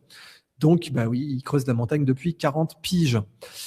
Open Source Intel aussi, très bon compte que je vous recommande, qui vous montre les types de mines et les types de missiles qui sont déployés dans le golfe d'Ormuz à l'heure où on parle. Donc, vous avez la MAM-3, la MAM-1, qui est une mine qui se déclenche au contact. Vous avez des mines donc, qui reconnaissent la signature acoustique d'un bateau qui passe ou même d'un sous-marin et qui vont ensuite se détacher et lui accrocher au rable pour le couler. Vous avez le MAM-2 donc, qui est une mine qui peut croiser à 15 nœuds. Là, ça rigole moins. Vous avez des mines autopropulsées aussi dont on ne connaît pas la vitesse. Et vous avez la MAM-7, qui est ce qui se fait de mieux aujourd'hui, et qui, elle aussi, a des capacités acoustiques et magnétiques. Donc, avec tout ce petit arsenal, vous avez de quoi bloquer le détroit d'Ormuz pour longtemps. Ouais, mais vraiment longtemps. Et puis, ajoutez à ça que les Iraniens, ils ont aussi montré que ils font pas que des villes de missiles pour les missiles de croisière ou les missiles balistiques, ils en font aussi, vous l'avez deviné, pour les missiles anti-aériens. Et c'est pour ça que vous avez eu une vingtaine d'avions américains qui ont été frappés. Et vous avez aujourd'hui un B-52, un B-52 comme son nom l'indique, ça date de 1952. Donc forcément, c'est pas du tout un avion furtif, c'est pas du tout un avion, même s'ils ont amélioré l'électronique, ils ont amélioré plein de choses et l'avionique et tout, mais au bout d'un moment quand même, son âge se fait sentir et donc c'est un avion qui s'abat beaucoup plus facilement avec les technologies actuelles. Ajoutez à ça que des Antonov russes viennent de livrer des S-400. Oui, parce que les Antonov russes, ils peuvent livrer des S-400, donc ça y est, l'Iran a des S-400. Bon. On en est là. Et les S-400, ça peut vous accrocher un F-35, ça peut vous accrocher un B-2 Spirit, ça peut vous accrocher tout un tas d'avions ennemis, même déclarés furtifs. Ajoutez toujours à ça que, comme je vous l'ai expliqué dans d'autres directs, aujourd'hui, avec l'empreinte, quand vous intégrez les données, vous arrivez à avoir la chaleur dans le ciel, donc les anomalies thermiques dans le ciel. Bon, le ciel, par exemple, il n'est pas à 400 degrés, il n'est pas à 800 degrés. Bon, vous me direz, c'est une toute petite traînée d'un F-35 qui est à 800 degrés. Oui, peut-être, mais en fait, avec la technologie, on peut la détecter, cette traînée, on peut intégrer ça avec d'autres senseurs. Et là, dites-vous bien que ce n'est pas un radar, c'est-à-dire ce n'est pas actif, parce que sinon, vous avez évidemment la DED, avant on appelait ça la SED, SIAD, Suppression of Enemy Air Defense, ou le dispositif Wild Weasel, en fait, on l'appelle DED aujourd'hui. C'est vrai que les gens avaient raté une bonne opportunité d'appeler ça DED, Destruction of Enemy Air Defense. Et donc là, vous avez des missiles qui tracent les radars. Ah oui, seulement le problème, c'est que quand vous êtes en train de détecter de l'infrarouge, vous n'avez pas de radar. Donc il n'y a aucun missile qui peut aller détruire un tracker infrarouge. Parce que le tracker infrarouge, en fait, il illumine pas le ciel, alors qu'un tracker radar, il illumine le ciel. Donc, vous pouvez remonter le signal radar. Mais il n'y a pas de signal à remonter quand vous êtes en train de suivre la chaleur dans le ciel. Et les Iraniens, avec de la technologie chinoise, avec de la technologie russe, ils ont fait de l'intégration où ils sont capables d'identifier la chaleur dans le ciel. Et quand vous identifiez la chaleur dans le ciel, vous mettez des IA et que vous croisez plusieurs sources à la fois, et que vous analysez aussi les anomalies satellites, etc. Les Chinois ont publié en open source, les Chinois ont publié de façon officielle, qu'ils ont la capacité d'identifier un avion uniquement à partir des interférences, des interférences dans le signal Starlink. Donc là aussi, il n'y a pas de radar actif pour ça, c'est simplement le signal Starlink qui est perturbé. Et ces interférences, vous pouvez identifier un avion à partir de ça, et ils ont publié ça. Alors vous me dites dans le chat, oui, que Axios a prétendu qu'il y avait des... Absolument, ça faisait partie de la stratégie de Trump. Hein. Beaucoup de médias ont dit, oui, ils ont repris ce que disait Trump. Mais Axios, ils ont bullshité, complètement bullshité. Ça, c'est ce qu'on fait, vous savez, quand on veut manipuler les marchés. Vous pouvez payer, par exemple, le Motley Fool, il vous annonçait plein de trucs quand il voulait couler une action. Vous avez même eu un cas où USA Today avait annoncé que la société Tether utilisaient un voltage genre 1000 fois plus élevé que ce qu'ils utilisaient, ça avait fait couler l'action, et des gens qui shortaient l'action s'en sont mis plein les poches, et puis ensuite, quelques semaines plus tard, USA Today a publié un petit correctif en disant oui, on s'est trompé de 3 ou 4 zéros sur le voltage de la société Tether, mais le mal était fait. Donc ça, c'est des techniques classiques de guerre. Hein. Dites-vous bien que à la guerre, c'est permis, la première victime de la guerre, c'est la vérité. Donc quand Axios vous annonce qu'il y a des négociations, bah non, en fait, les Iraniens, ils démentent, et c'est bullshit. Cela dit, continuez-moi à me dire dans le clavardier, s'il vous plaît, quelles informations Trump aurait annoncées. Donc vous pouvez suivre ça sur X en temps réel. Essayez de faire une revue de presse là tout de suite en temps réel de ce que X dit de la déclaration de Trump et de ce qui est aujourd'hui, de ce qui ressort de la déclaration de Trump, ou bien utiliser Grok par exemple, qui est donc l'intelligence artificielle de X et I maintenant, qui possède X, et indiquez-moi s'il vous plaît ce que dit Grok de ça, quoi, des dernières déclarations de Trump. Est-ce qu'il va essayer de faire léviter les marchés à nouveau? Parce qu'il faut quand même se rappeler qu'il n'y a même pas 2 semaines, vous aviez la porte-parole de l'administration Trump qui vous disait « Mais qu'est-ce qu'on s'en fout de l'affaire Epstein? Wall Street est à 50 000, le Standard & Poor's est à 50 000. » Ouais, enfin maintenant, il ne l'est plus du tout. Hein. Donc c'est sympa d'invoquer Wall Street quand on veut arrêter de parler de l'affaire Epstein. Mais au bout d'un moment, si vous faites la guerre en Iran et que Wall Street s'effondre, c'est pas un argument qui va tenir beaucoup. Très bonne question. Qu'est-ce qui empêche la technologie iranienne de localiser la résidence de Netanyahou? Je ne vais pas me prononcer sur cette question parce que vous avez une partie d'Internet qui dit qu'il est mort et qu'il a bien été frappé par un missile iranien, et que depuis, c'est deepfake sur deepfake. Qu'en tout cas, il y a son fils qui a donc observé le Shiva, ça veut dire 7 en hébreu, hein, les 7 jours comme quoi il a un vrai mérite religieux, hein, les 7 jours de deuil qui sont réglementaires dans le judaïsme. Et donc, Wing of Zion et encore à Rammstein. Qu'est-ce qu'il fout là? Qu'est-ce qu'il fout là, cet avion? Et que donc, selon ces théories-là, eh bien, tout le reste, ce serait simplement des deepfakes. Et c'est vrai qu'aujourd'hui, c'est facile de faire des deepfakes ou même de porter des masques. Je veux dire, je rappelle que dans les années 90, déjà, George Bush père, donc le père de George Bush, George W. Bush, qui avait fait la guerre en Irak, avait été trompé en plein bureau ovale par la patronne du déguisement, Madame Mendes, hein, donc, qui est l'épouse du monsieur qui est le protagoniste du film Argo. Le protagoniste du film Argo, c'est Mendes de la CIA, et son épouse était la patronne des masques développés à Hollywood, et elle avait trompé George H. Bush en plein bureau ovale en lui parlant avec un masque sans qu'il s'en rende compte devant lui. Elle était à 3 mètres de lui, elle lui a parlé avec un masque en jouant un homme, et ensuite elle enlève son masque pour lui montrer ce que la CIA était capable de faire. Donc voilà, je ne me prononce pas là-dessus, mais voilà la situation. Et je prendrai bien sûr les autres questions dans une demi-heure, parce que j'ai encore des dépêches à vous montrer. Donc dites-moi dans le clavardier, s'il vous plaît, quelles annonces sont faites en temps réel, là tout de suite, par Trump, parce qu'évidemment, je suis en train de faire ce direct, donc je ne peux pas faire la veille en même temps. Et s'il vous plaît, faites-moi aussi un résumé à partir de Grok. Donc des autres dépêches que j'avais à vous donner. Ah oui, alors j'oubliais, le Gerald Ford est en Crète. Et il va retourner à Norfolk. Donc Trump, il vous annonce que c'est gagné, sauf qu'il a son meilleur porte-avions. Le Gerald Ford, c'est littéralement le meilleur porte-avions jamais conçu par l'armée américaine depuis qu'elle fait des porte-avions. Il a coûté plus de 12 milliards. En fait, c'est littéralement le meilleur porte-avions au monde. Point. Bon. Et le Gerald Ford, là, je vous rappelle que la version officielle, c'est que des débris de sèche-linge ont causé la nécessité de sa réparation. Je ne plaisante pas, d'accord? La version officielle, c'est dryer lint. Voilà, dryer lint, donc des débris de sèche-linge. Vous savez, la saloperie de poussière qui se retrouve dans le sèche-linge. Quand vous avez fait beaucoup de cycles de sèche-linge, vous avez beaucoup de fibres qui s'accumulent et ça fait de la poussière de sèche-linge. Eh bien, officiellement, ce qui est présenté comme la raison pour laquelle il est en Crète, sur l'île de Crète aujourd'hui, et ensuite renvoyé à Norfolk, qui est son port d'attache, c'est de la poussière de sèche-linge. Je sais pas qui peut être assez con pour croire ça. Moi, en tout cas, je fais mon job de journaliste citoyen et je vous confirme que non, ce n'est pas de la poussière de sèche-linge. Ou alors, enfin, vous avez un autre problème. À partir du moment où le meilleur porte-avions sur Terre est KO à cause de poussière de sèche-linge, vous avez un autre souci. Voilà, c'est que là, c'est toute votre armée sur laquelle on peut s'interroger. En tout cas, il est aujourd'hui en Crète et va être envoyé à Norfolk où il sera immobilisé pour 14 mois.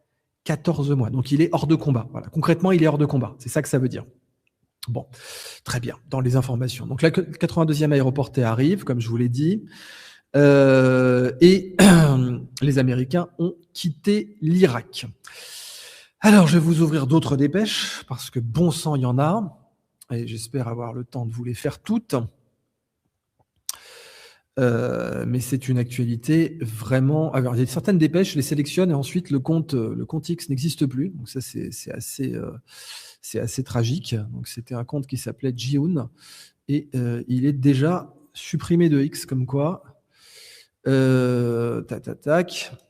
Autre dépêche. Voilà, donc le dépêche, donc le Gerald Ford sera hors de combat pendant 14 mois. Ça, je viens vous le dire. Scott Bessent a dit toutes les missiles factories, donc Scott Bessent, le secrétaire au Trésor, on se demande bien quoi, d'accord, c'est très marrant, c'est le secrétaire au Trésor. Enfin, je sais pas, c'est comme quand Bruno Le Maire vous dit qu'il a supprimé l'économie russe. D'ailleurs, au passage, on l'appelle le secrétaire au Trésor, alors qu'on appelle maintenant le secrétaire à la défense que le secrétaire à la guerre. Je rappelle que le patron du Pentagone, Exet, est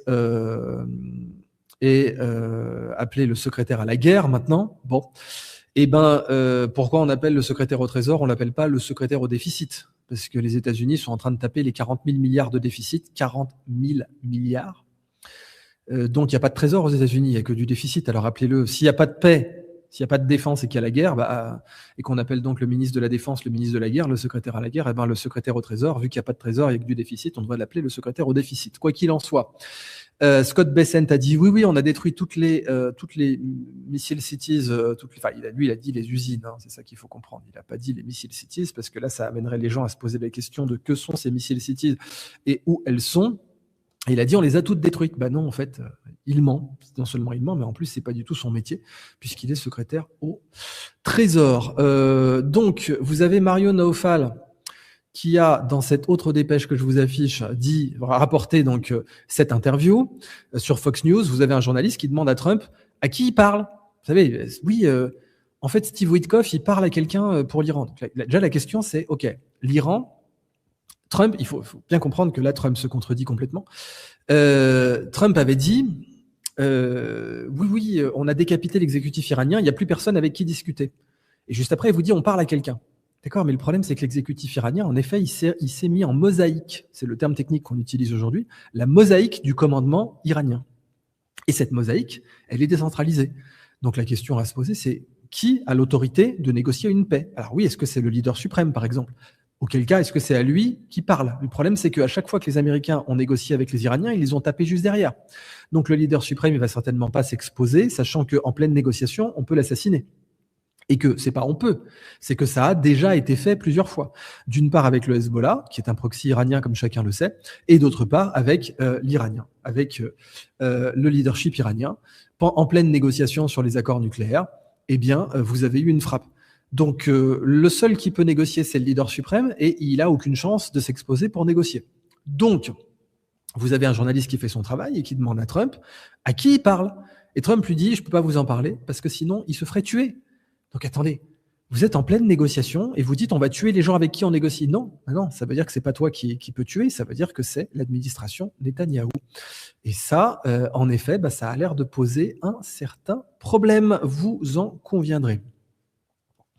Autre dépêche que voici. Alors, je vous rappelle qu'on a fait aussi un octogone sur. Des gens me demandent quelles sont les pénuries à prévoir. Ça, on a fait un octogone là-dessus avec Gunther Poli. Donc, vous le verrez chez Scandaria gratuitement. Il y a l'octogone payant, bien sûr. Ça, c'est pour les professionnels. Mais on vous fait 1 heure sur la chaîne YouTube de Scandaria. Donc, ça, vous devez vous abonner à la chaîne YouTube de Scandaria. Autre dépêche. Donc, certains nous ont dit, voilà, Current Report, oui, oui, on négocie, et c'est Axios, et puis ça a été démenti ensuite. Bah, bien sûr. Parce qu'au bout d'un moment, qui va écouter deux promoteurs immobiliers? Enfin, c'est ça qu'il faut se poser comme question. Witkoff et Kouchner, c'est des promoteurs immobiliers, dont un est lié à des pédophiles accessoirement, parce que Kouchner, il a deux de ses meilleurs potes qui étaient les gens qui lui ont fait des crédits immobiliers d'ailleurs, qui viennent de tomber pour des affaires gravissimes. Bon, donc à un moment donné, qu'est-ce que vous voulez que les Iraniens écoutent ça? Il faut envoyer des vrais diplomates. C'est à ça que ça sert une diplomatie. Les Américains, ils manquent pas de vrais diplomates. Pourquoi vous envoyez Kouchner et Witkoff? Ça n'a aucun sens. Enfin, ici, une autre analyse sur X qui est tout à fait juste. L'Iran a un point faible, le Baloutchistan. Oui, oui et re-oui. Oui, le Baloutchistan, c'est le point faible de l'Iran. C'est un triple point faible. D'abord parce qu'il a une frontière avec le Pakistan, qui est un allié des États-Unis. Ensuite, parce qu'il a un accès à la mer qui ne passe pas par le détroit d'Ormuz. Ça, c'est une autre raison d'en faire un très bon point de débarquement. Et ensuite, parce qu'il est séparatiste. Donc, c'est un triple point faible pour l'Iran. Alors, au départ, Trump et les autres ont tenté de prendre le Kurdistan, qui est à l'opposé, qui est à la frontière turque, qui est littéralement diamétralement opposé au Baloutchistan. Donc, en effet, l'Iran, vous voyez, vous avez une diagonale. Et vous liez le Baloutchistan au Kurdistan, et vous avez la diagonale de l'Iran. Et les Kurdes ont refusé parce que les Kurdes, ça fait 9 fois qu'on les abandonne. Ça fait 9 fois qu'on leur dit oui, on va vous créer un Kurdistan, les passes d'Aran, le Rojava, tout ça. Fallait voir BHL, évidemment. À partir du moment où vous êtes soutenu par BHL, vous savez que vous allez mourir. Donc, clairement, les Kurdes, ils ont compris qu'à chaque fois, ils se faisaient lâcher. Donc, ils ont dit non, nous, c'est pas ma guerre, on va pas se faire massacrer pour vous. Donc, la nouvelle possibilité, c'est le Baloutchistan. Et en plus, si vous prenez une carte de l'Iran en relief, je vais vous la réafficher, mais à ce stade, je pense que vous commencez à la connaître. Donc, je vais vous trouver une carte topographique de l'Iran et vous l'afficher. La voici. Eh bien, vous voyez que le Baloutchistan, c'est vert. Voilà, vous avez une plaine côtière ici. Qui est vert, donc vert ça veut dire proche du niveau de la mer, et que juste après, vous avez une grande vallée là avec tout un tas de rivières, avec un système hydrique important, qui est protégé par la montagne. Alors protégé, c'est relatif, parce que ça veut dire aussi que vous vous faites tirer dessus, justement, parce que la montagne, elle vous tire dessus en Iran, c'est ça le principe. Et vous êtes en face, vous êtes au pied d'une montagne qui fait plus de 3000 mètres d'altitude. Vous voyez là, la grande chaîne du mont Zagros qui commence au pied du Baloutchistan, et qui est donc la chaîne tectonique comme les Alpes, c'est de l'orographie, orogenèse alpine, c'est-à-dire que vous avez une plaque tectonique qui rentre dans une autre et qui produit ces montagnes. Mais en tout cas, oui, si vous voulez débarquer des troupes en Iran sans passer par le détroit d'Ormuz, donc soit vous passez par la zone de Bassora en Irak et le Tigre et l'Euphrate, la Mésopotamie. Mais là, vous pouvez pas parce que votre chaîne logistique, ça va être un cauchemar. Encore que vous pouvez toujours par voie terrestre. C'est une question qui se pose. Vous débarquez les marines et la 86e aéroportée et ensuite vous envahissez par là. C'est une possibilité, mais ensuite, vous voyez, c'est tous les monts Zagros que vous devez traverser.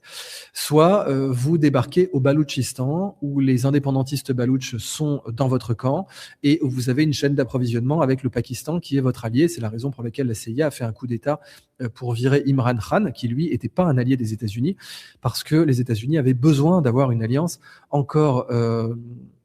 Oui, c'est la 82e, pardon, j'ai dit 86e, je confonds avec les Russes, avec la 86e brigade d'assaut aéroportée russe, les VDV, les 200 Niki. Là, c'est la 82e, merci de m'avoir corrigé. Donc, voilà, le Baloutchistan est en effet un point faible de l'Iran, c'est tout à fait exact, et ce compte l'a bien compris. Donc voilà, Dr Cube, là, l'Iran a un point faible, le Baloutchistan, c'est probablement par là que débarqueraient les premiers marines. Oui, c'est exact.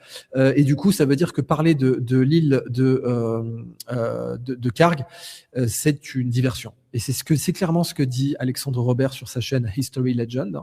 Il dit que c'est une maskirovka, que c'est une diversion.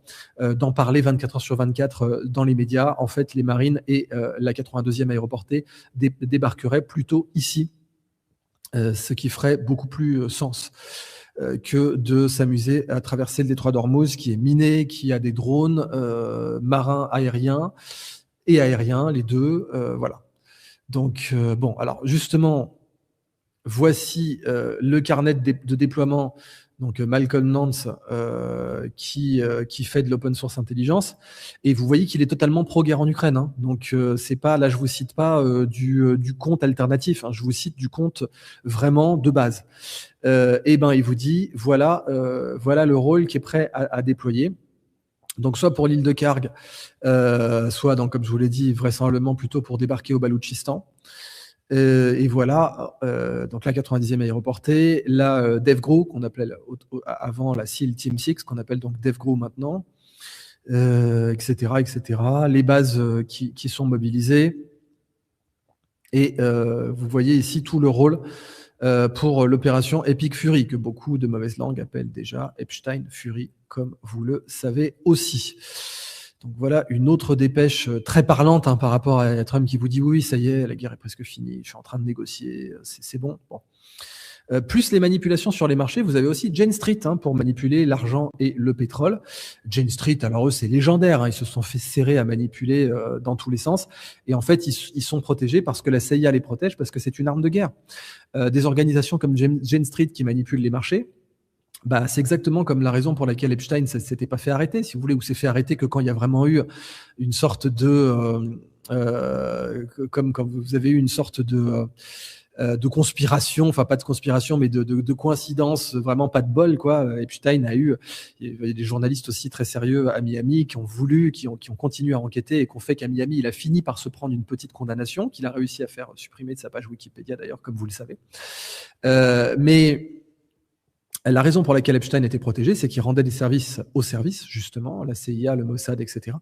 Et Jane Street, la raison pour laquelle aux États-Unis, ils se font jamais condamner pour la manipulation des cours, eh bien, c'est parce qu'ils rendent des services à la CIA en temps de guerre. C'est très bien d'avoir des gens, des market makers ou autres, qui sont capables de manipuler les marchés en faisant tomber les cours de l'or, les cours de l'argent, les cours du pétrole, en manipulant leurs papiers. Donc, vous savez comment on fait, hein.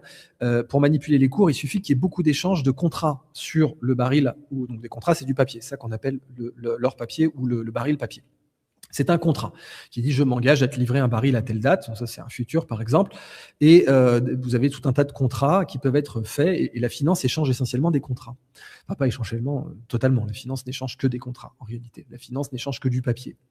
Et quand vous avez un cercle d'acteurs qui se mettent d'accord pour s'échanger des contrats entre eux à un prix donné, et qu'ils font un gigantesque volume avec ce prix, et ben ce prix fixe le prix du marché.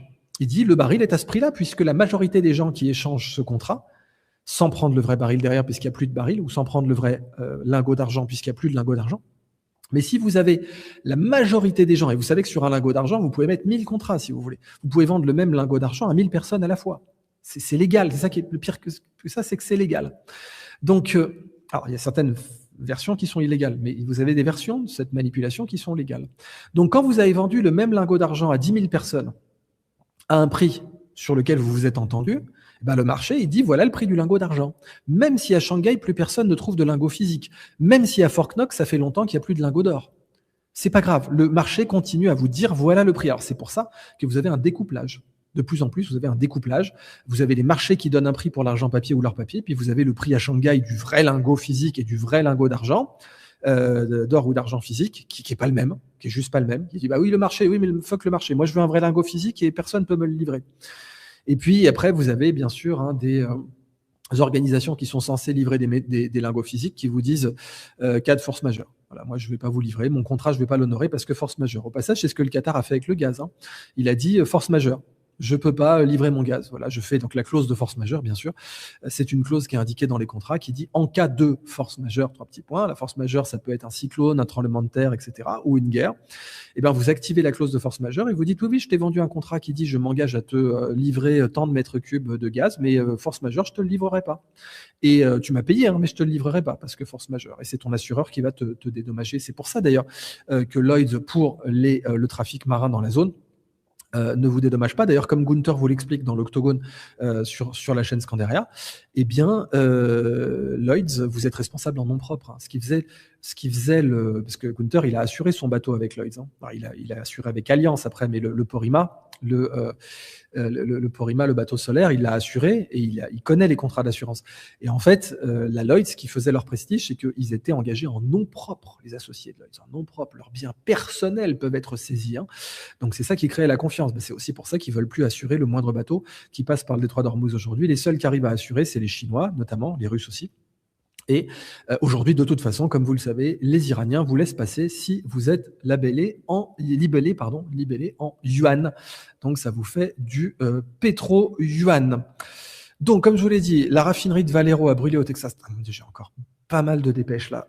Alors, je vais vous donner une autre dépêche tout de suite. Donnez-moi un instant. Ça, c'est la chaîne c'est le compte de Jason Hinkle qui vous parle donc de Valero Port Arthur au Texas, et qui, lui, bien sûr, vous dira que c'est un false flag. J'aurais tendance à être d'accord avec lui.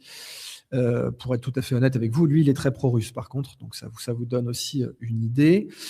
Vous avez comme autre dépêche, donc ça, je vous l'ai déjà dit, les S-400 qui ont été livrés par Antonov, la voici, donc 17 Antonov 124 se sont posés en Iran pour livrer 4 batteries S-400 dont vous pouvez être sûr qu'elles sont déjà enterrées dans les montagnes. Hein, parce que ça, c'est pas des trucs que vous allez laisser en plein désert. Alors, ça nécessite de les intégrer parce qu'une batterie de S-400, quand même, elle a ses propres radars. Hein, donc, ça nécessite pas mal de modifications. Vous faites pas ça comme vous voulez. Hein.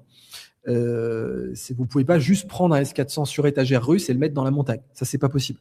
Il faut l'interfacer avec d'autres systèmes de détection. Parce que le S400, il a ses propres radars. C'est ça tout l'intérêt d'ailleurs. Hein. C'est toute la force du S400, c'est ses propres radars. Et quand dans la montagne, le signal radar, il capte pas très bien comme vous l'imaginez. Voici aussi un très bon thread que je vous affiche là, de Kelly Grieco. Donc le narratif qui vous dit oui, l'Iran est en train de perdre parce qu'il y a de moins en moins de tirs de missiles. Oui, parce qu'un tir de missile, ça donne de l'information. Donc évidemment, vous ne tirez que quand vous avez une cible précise.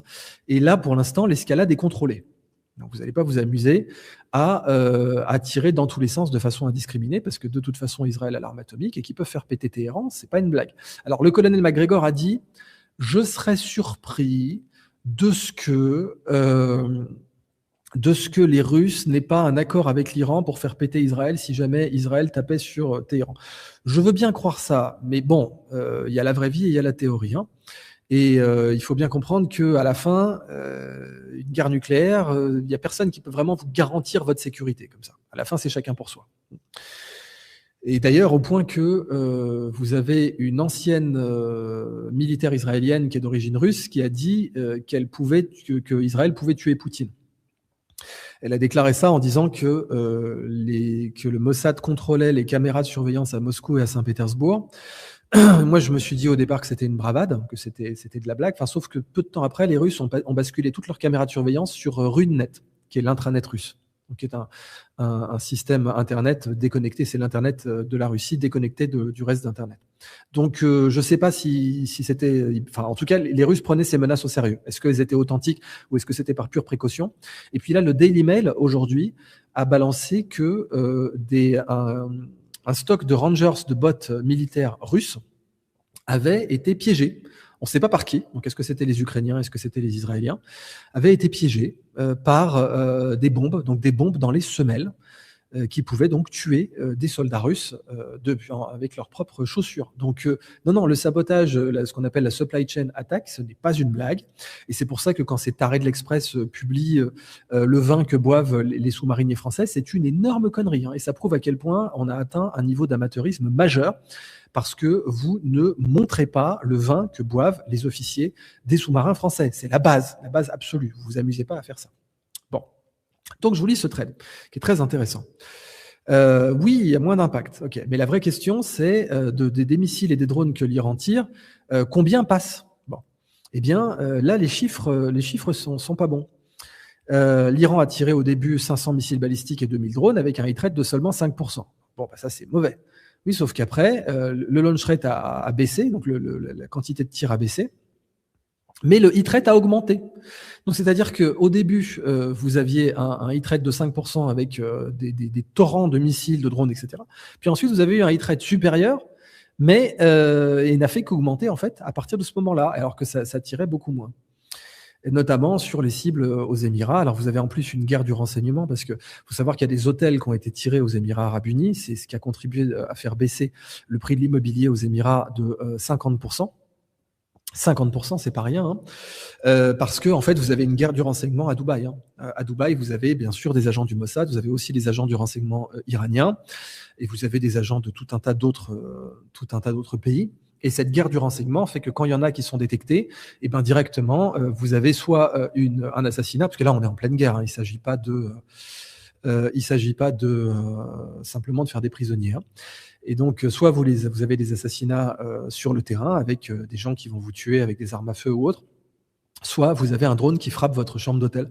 Et c'est une des raisons pour lesquelles certains hôtels à Dubaï ont été frappés, parce qu'ils avaient identifié des agents du Mossad dedans. Et après, Israël peut faire la même chose avec des agents iraniens. Enfin, vous avez une vraie guerre de l'espionnage aujourd'hui à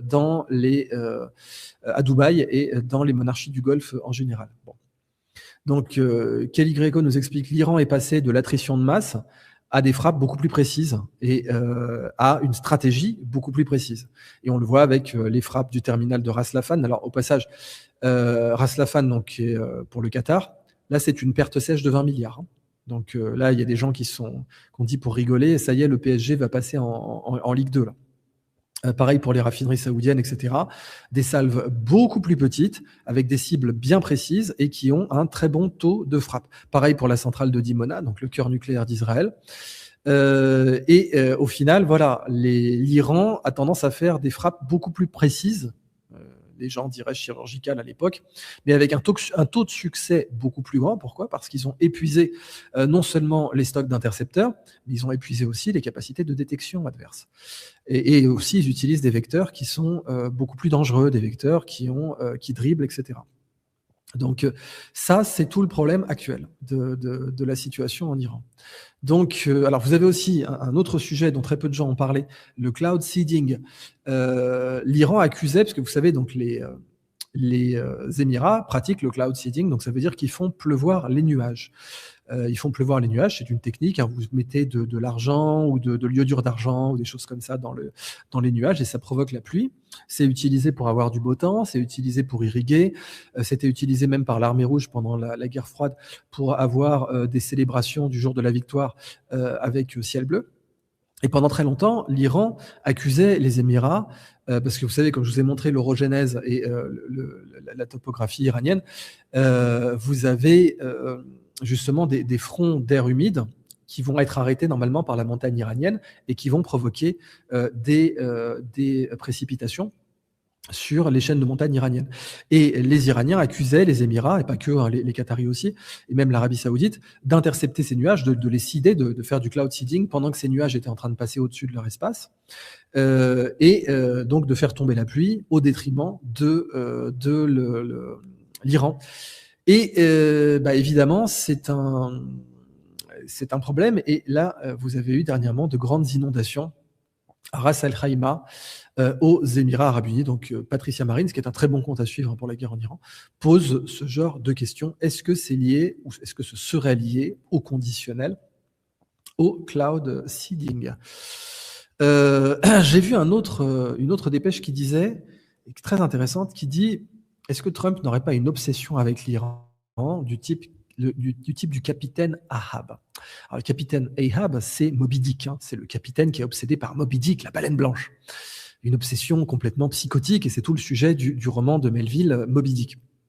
Donc, vous avez ici Trump qui parlait de l'île de Karg il y a 40 ans, 39 ans précisément, en 1987, qui disait, voilà, on pourrait intervenir sur l'île de Karg.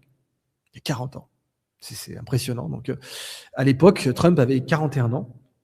Et il a dit dans une interview pour le Guardian, et si l'Iran tirait une seule fois sur nos hommes ou sur nos navires, je fracasserais l'île de Karg, donc bien sûr, qui est le centre d'exportation pétrolier majeur de l'Iran. Donc vous avez ce commentateur qui, de façon intelligente, nous dit, mais et si Trump avait une obsession du type Capitaine Ahab, du type Moby Dick, avec l'île de Karg? C'est fascinant, et j'ai voulu vous rapporter cette dépêche. Autre dépêche, allez, il m'en reste encore 2. C'est plutôt un commentaire qu'une dépêche. Là, vous voyez, Sahand qui dit: on peut pas faire de la théorie des jeux avec des gens qui considèrent que mourir c'est gagner. C'est tout à fait exact. C'est tout à fait exact. Le problème de la martyrologie chiite, il est là. C'est que vous pouvez pas faire de théorie des jeux avec des gens qui considèrent qu'ils ont gagné quand ils sont morts. Et c'est quelque chose qu'on avait probablement pas bien listé. Je veux dire, c'est au Venezuela. Alors, ça peut dire qu'il n'y a pas eu des trahisons en Iran. Il y en a eu plein. Mais au Venezuela, Maduro a pu être fait prisonnier parce que tout son entourage l'a trahi et que la CIA, d'ailleurs, apparemment, ils n'auraient pas payé, au passage, gros problème. La CIA a proposé, a proposé des sommes mirobolantes pour trahir Maduro et vraisemblablement ne les aurait pas payées. Mais au Venezuela, vous pouvez trahir tout le monde parce qu'il n'y a personne au Venezuela qui considère qu'être mort en martyr, c'est une victoire. Enfin, le problème avec l'Iran, c'est que leur psychologie, c'est que mourir, c'est gagner, en fait. Et alors, je dis pas la psychologie de l'Iranien moyen, évidemment, mais le gardien de la révolution moyen, oui. Donc, je suis pas certain que ça puisse, enfin que voilà, les stratégies de négociation qui avaient été envisagées soient couronnées de succès. Et il est possible que Trump n'ait pas bien compris ça. Ouais. Donc, dites-moi, s'il vous plaît, ce que Trump a dit jusque-là en matière dans son dernier discours. Et on va passer aux questions live. Et la prochaine masterclass live, comme je vous l'ai dit, c'est comment créer une équipe de 20 personnes avec l'IA. C'est vraiment notre meilleure masterclass aujourd'hui. On n'a jamais donné d'aussi bonne masterclass que celle-là. Donc, vous allez sur le site de Scandaria et vous voyez, elle est à l'affiche. Créer une équipe de 20 personnes avec l'IA, avec Philippe Hanel. Et en bas, vous défilez et vous avez le lien d'inscription. Tac. Créer une équipe de 20 personnes avec l'IA. Et c'est une masterclass de folie orientée pour auto-entrepreneurs, professionnels, profession libérale, avocats, médecins, donc chef d'entreprise aussi, simple curieux, parce qu'honnêtement, vu le prix qu'on a fait, même un simple curieux peut se la payer et ça vaut largement le coup. Ça, c'est notre nouvelle masterclass live chez Scandaria. Mais donc, inscrivez-vous à la mailing list gratuite, sinon, si vous voulez avoir l'appli et les directs sans pub. Voilà, écoutez, je pense qu'on a bien fait le tour du sujet. C'était monstrueux. Vous voyez, pas de raison de faire de vidéos montées pour ça, parce que vraiment, voilà quoi. Ça va trop vite. Ça va trop vite. Je peux pas faire une vidéo montée. Elle va devenir. Il y a des informations beaucoup plus importantes qui vont tomber. Si jamais j'attends 48 heures pour faire le montage. Alors, je commence à noter vos questions. Et d'ailleurs, voilà ce que me dit. Alors, Trump apparemment a déclaré que oui, il y avait bien des négociations diplomatiques. Ok, j'attends le démenti de l'Iran avec impatience. Qu'il attendait, qu'il allait. Donc, bon, concrètement, ce que je vois là, je vais demander un mémo à Grok. Voilà, donc Trump déclare qu'il a fait des négociations avec l'Iran. J'en crois pas un seul mot. Par contre, ça s'est fait pour faire léviter les marchés qui continuent à dévisser et ça devient de plus en plus insupportable pour Trump et surtout sa base. Il va faire ça toute la semaine. Vendredi, comme d'hab, il vous annoncera quand les marchés seront fermés que ça y est, il y a une... Regardez, en gros, n'écoutez pas ce que dit, c'est ce que disait le père d'Idriss Shah. N'écoute pas ce que les gens disent, regarde ce qu'ils font. Donc voilà, lol, que Trump, il ne reste que 25% de sa capacité de drone. Voilà, oui, c'est ça. Voilà, lol. Source Volvic, voilà. Source HDMI, ok. J'y crois pas une seule traître seconde. Bon. Ça, c'est des déclarations, comme il vous a dit, genre, littéralement, il vous a dit 7 fois ou 14 fois qu'il avait gagné. Hein. Il dit, we're winning. Oh, we won so much. Believe me, we won so much. Ah, bon, c'est du bullshit. C'est du bullshit, tout simplement. Il y a encore des frappes sur Israël, il y a encore des frappes sur les alliés des États-Unis. Les marchés coréens dévissent, les marchés japonais dévissent. Trump est le seul à croire qu'il gagne. Et donc, bon, là, il vous dit, oui, on a détruit les capacités, comme il vous dit, on a détruit la marine, on a détruit A, on a détruit B. Bon, mais ça, c'est le précédent leader iranien avait fait sa thèse. Bon, except le mec, il fait du développé couché, quoi. Donc, c'est pas le même, voilà. C'est pas le même level, effectivement.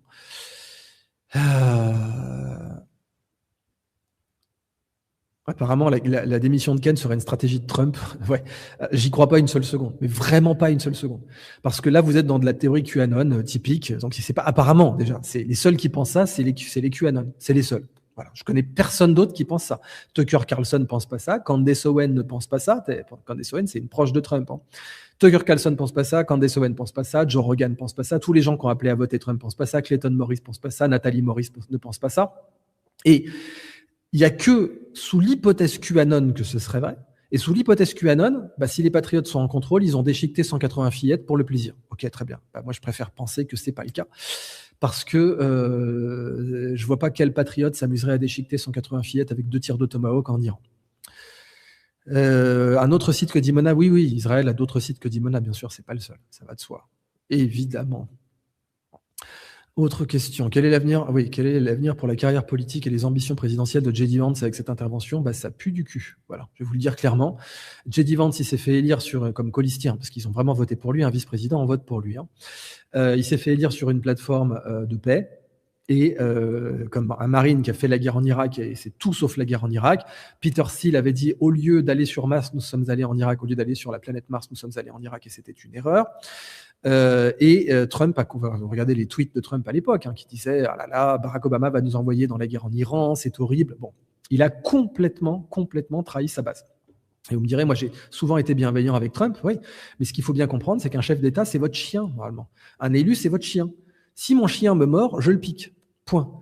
J'ai beau l'avoir caressé, j'ai beau lui avoir donné des croquettes, j'ai beau avoir joué à la balle avec lui, j'ai beau lui avoir dit good boy, si mon chien pète un plomb et me mord ou mord mes enfants, je le tue. Point. Et quand un chef d'État à qui vous avez dit good boy, à qui vous avez payé des croquettes en payant son salaire, en le faisant élire, décide de contredire toutes les promesses qu'il a faites, toutes les promesses, que Trump a contredit toutes ses promesses sur l'Iran. Il a fait des promesses très claires sur X, sur Truth Social. Il les a contredites frontalement. Alors oui, ça peut être un jeu d'échecs en 5 dimensions. Enfin, les Coréens et les Japonais, ils ne le voient pas, le jeu d'échecs en 5 dimensions. Et je vais vous dire même clairement, le Mossad non plus, il ne le voit pas. Donc à moins que vous soyez mieux informé que le Mossad, mais ça c'est une hypothèse que même moi je ne fais pas. Voilà. Donc pour l'instant, la situation, c'est que Trump a renié toutes ses promesses. Et donc oui, j'ai été très bienveillant vis-à-vis de Trump avant, absolument. Comme je peux être bienveillant avec un chien. Mais un chien ah si, alors tu tues pas un chien pour une seule morsure. Si un chien il mord mes enfants, je le pique. Point. Il y a pas, c'est une seule. C'est la première morsure, c'est la morsure de trop. S'il me mord moi déjà, j'hésite. Mais s'il mord vos enfants, faut le piquer. D'ailleurs, tous les spécialistes, tous les cinéphiles vous le diront, cynophiles, pardon, tous les cynophiles vous le diront. Si un chien, à partir du moment où il a mordu vos enfants, c'est terminé. Il faut le faire piquer. Vous ne pourrez plus lui faire confiance. Que pensez-vous de la photo partagée par Trump truc explosé par son... Trump cherche à rassurer les marchés financiers. Voilà, dites-vous bien ça. Donc Trump, tout ce qu'il fait, c'est d'essayer de rassurer les marchés financiers en disant « we are winning ». Voilà. Donc c'est exactement comme quand la censure de Napoléon avec la campagne de Russie. Quand Napoléon rentre de Russie, il fait écrire au moniteur « le moral n'a jamais été aussi haut ». Il ne va pas vous faire écrire que la grande armée s'est faite laminer par la Russie. Donc là, c'est pareil. Trump, il cherche à rassurer les marchés financiers parce qu'en termes de base électorale, c'est tout ce qui lui reste. Alors, très bonne question. La destruction d'Al-Aqsa pourrait-elle fédérer le monde musulman ? Vous avez certains psychopathes, je dis clairement des psychopathes, qui pensent qu'au contraire, ça créerait une guerre entre les sunnites et les chiites. Et moi, je n'y crois pas une seule seconde. Je vais être très honnête avec vous, je n'y crois pas une seule seconde. Pour moi, la destruction d'Al-Aqsa, au contraire, fédérerait tout le monde musulman. Oui. Vous auriez même beau dire, oui, c'est un missile iranien qui est tombé dessus. Le monde musulman n'y croirait pas une seule seconde. Les seuls qui prétendraient y croire, ce seraient les monarchies du Golfe parce qu'ils ont besoin de prétendre y croire. Mais vraiment, la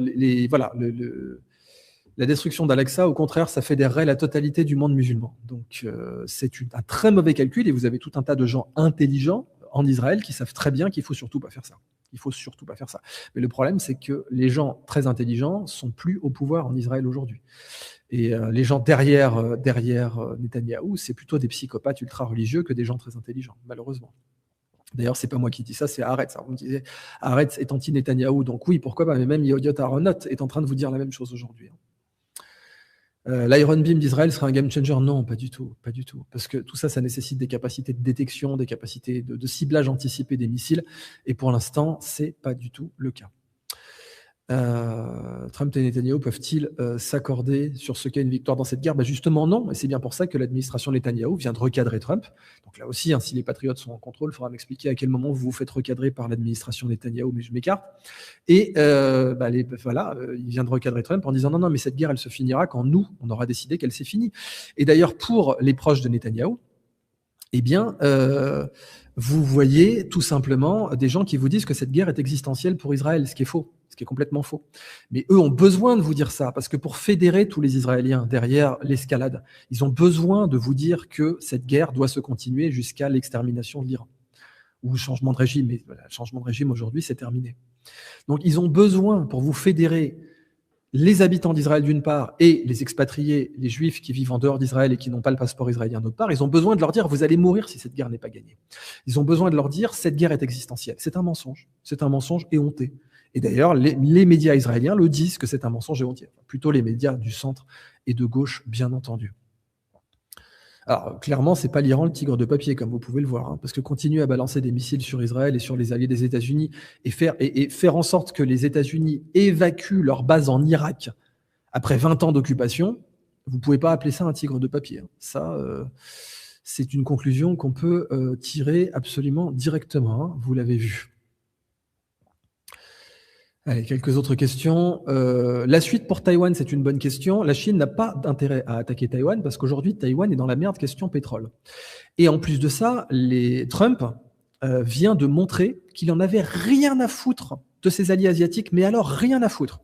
D'une part, il a retiré les batteries THAAD de Corée. Alors, ça avait été à l'époque, mais ça avait été un scandale diplomatique. Quand Trump a fait installer les intercepteurs THAAD en Corée, du Sud, bien sûr, la Chine avait fait des sanctions à la Corée qui lui avaient coûté plus de 20 milliards. Le groupe Lotte, qui est un grand groupe coréen, avait été sanctionné. Donc les Coréens avaient payé cher cette installation de THAAD sur leur territoire. Immédiatement, Trump les a fait enlever. Les a fait enlever parce qu'il n'y en avait plus assez après les frappes iraniennes pour protéger Israël. Et donc les Coréens ont perdu plus de 20 milliards pour avoir une protection inexistante. Et aujourd'hui, d'ailleurs, les Nord-Coréens s'amusent à survoler l'espace aérien sud-coréen de temps à autre. Donc les alliés asiatiques des États-Unis voient bien qu'ils sont seuls, et les Japonais aussi.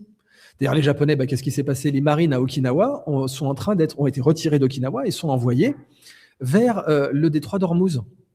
Donc Taïwan voit bien que si jamais il y a une crise, les États-Unis choisiront plutôt Israël que Taïwan, ce qui était un secret de polichinelle, je veux dire, n'importe qui le savait. Donc aujourd'hui, la Chine dit à Taïwan, oh, le pétrole. Oui, puisque Taïwan, c'est une économie. Taïwan, c'est quoi? C'est une copie de la Corée. Taïwan, c'est le modèle économique coréen. Donc, les Coréens font des puces électroniques, les Taïwanais aussi.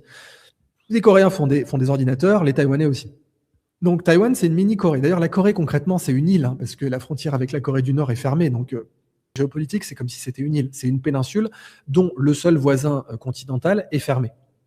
Donc, en fait, c'est une île. Pour Taïwan, c'est la même chose. Et du coup, ils ont bien vu ce qui s'est passé pour la Corée. Je ne vous parle même pas des marchés financiers. D'ailleurs, je ne suis pas allé voir la bourse de Taipei à combien elle a clôturé. Je vais voir ça vite fait. Allez, Taipei Stock Exchange Chart. Voilà, donc le TWSE, le TWSE, il est dans le rouge, sans surprise. Aujourd'hui, il est dans le rouge. Et en 5 jours, il est dans le rouge de moins 3,62%. Et depuis un mois, il a perdu 6%. Voilà le bain. Et là, je vous parle de l'index consolidé. Je vous parle de l'équivalent du CAC 40, si vous voulez. Je ne vous parle pas d'une action en particulier. 6% en un mois, c'est pas beaucoup. Non, pour un index, c'est énorme, 6% en un mois. Donc, c'est même ce qu'on appelle un bain de sang, concrètement. Donc, là, les Asiatiques, ils ont parfaitement compris. Et maintenant, la Chine, elle peut dire à Taïwan, tu as besoin de pétrole et les États-Unis vont pas t'en donner. Bon. Et donc là, littéralement, Trump a offert Taïwan sur un plateau. Donc là aussi, pareil, si les patriotes sont en contrôle, ça veut dire que les patriotes américains ont décidé d'offrir Taïwan à la Chine. Très bien. Ah oui, si c'est quelque chose qu'ils avaient prévu de faire, ça veut dire qu'ils ont prévu de donner Taïwan à la Chine. Bravo. C'est pas des patriotes pour moi, ça. Mais bref. Pour Israël, c'est le moment ou jamais d'utiliser l'arme atomique. Non, surtout pas, parce que le principe de l'arme atomique, c'est que vous êtes mort derrière. Si vous l'utilisez, vous êtes mort. Donc, est-ce que c'est le moment ou jamais de faire un suicide? Je crois pas. L'arme atomique, elle ne sert que quand on ne s'en sert pas. C'est ça la spécificité de l'arme atomique. Elle sert à ne pas servir. Donc il y a aucun moment opportun d'utiliser l'arme atomique, aucun.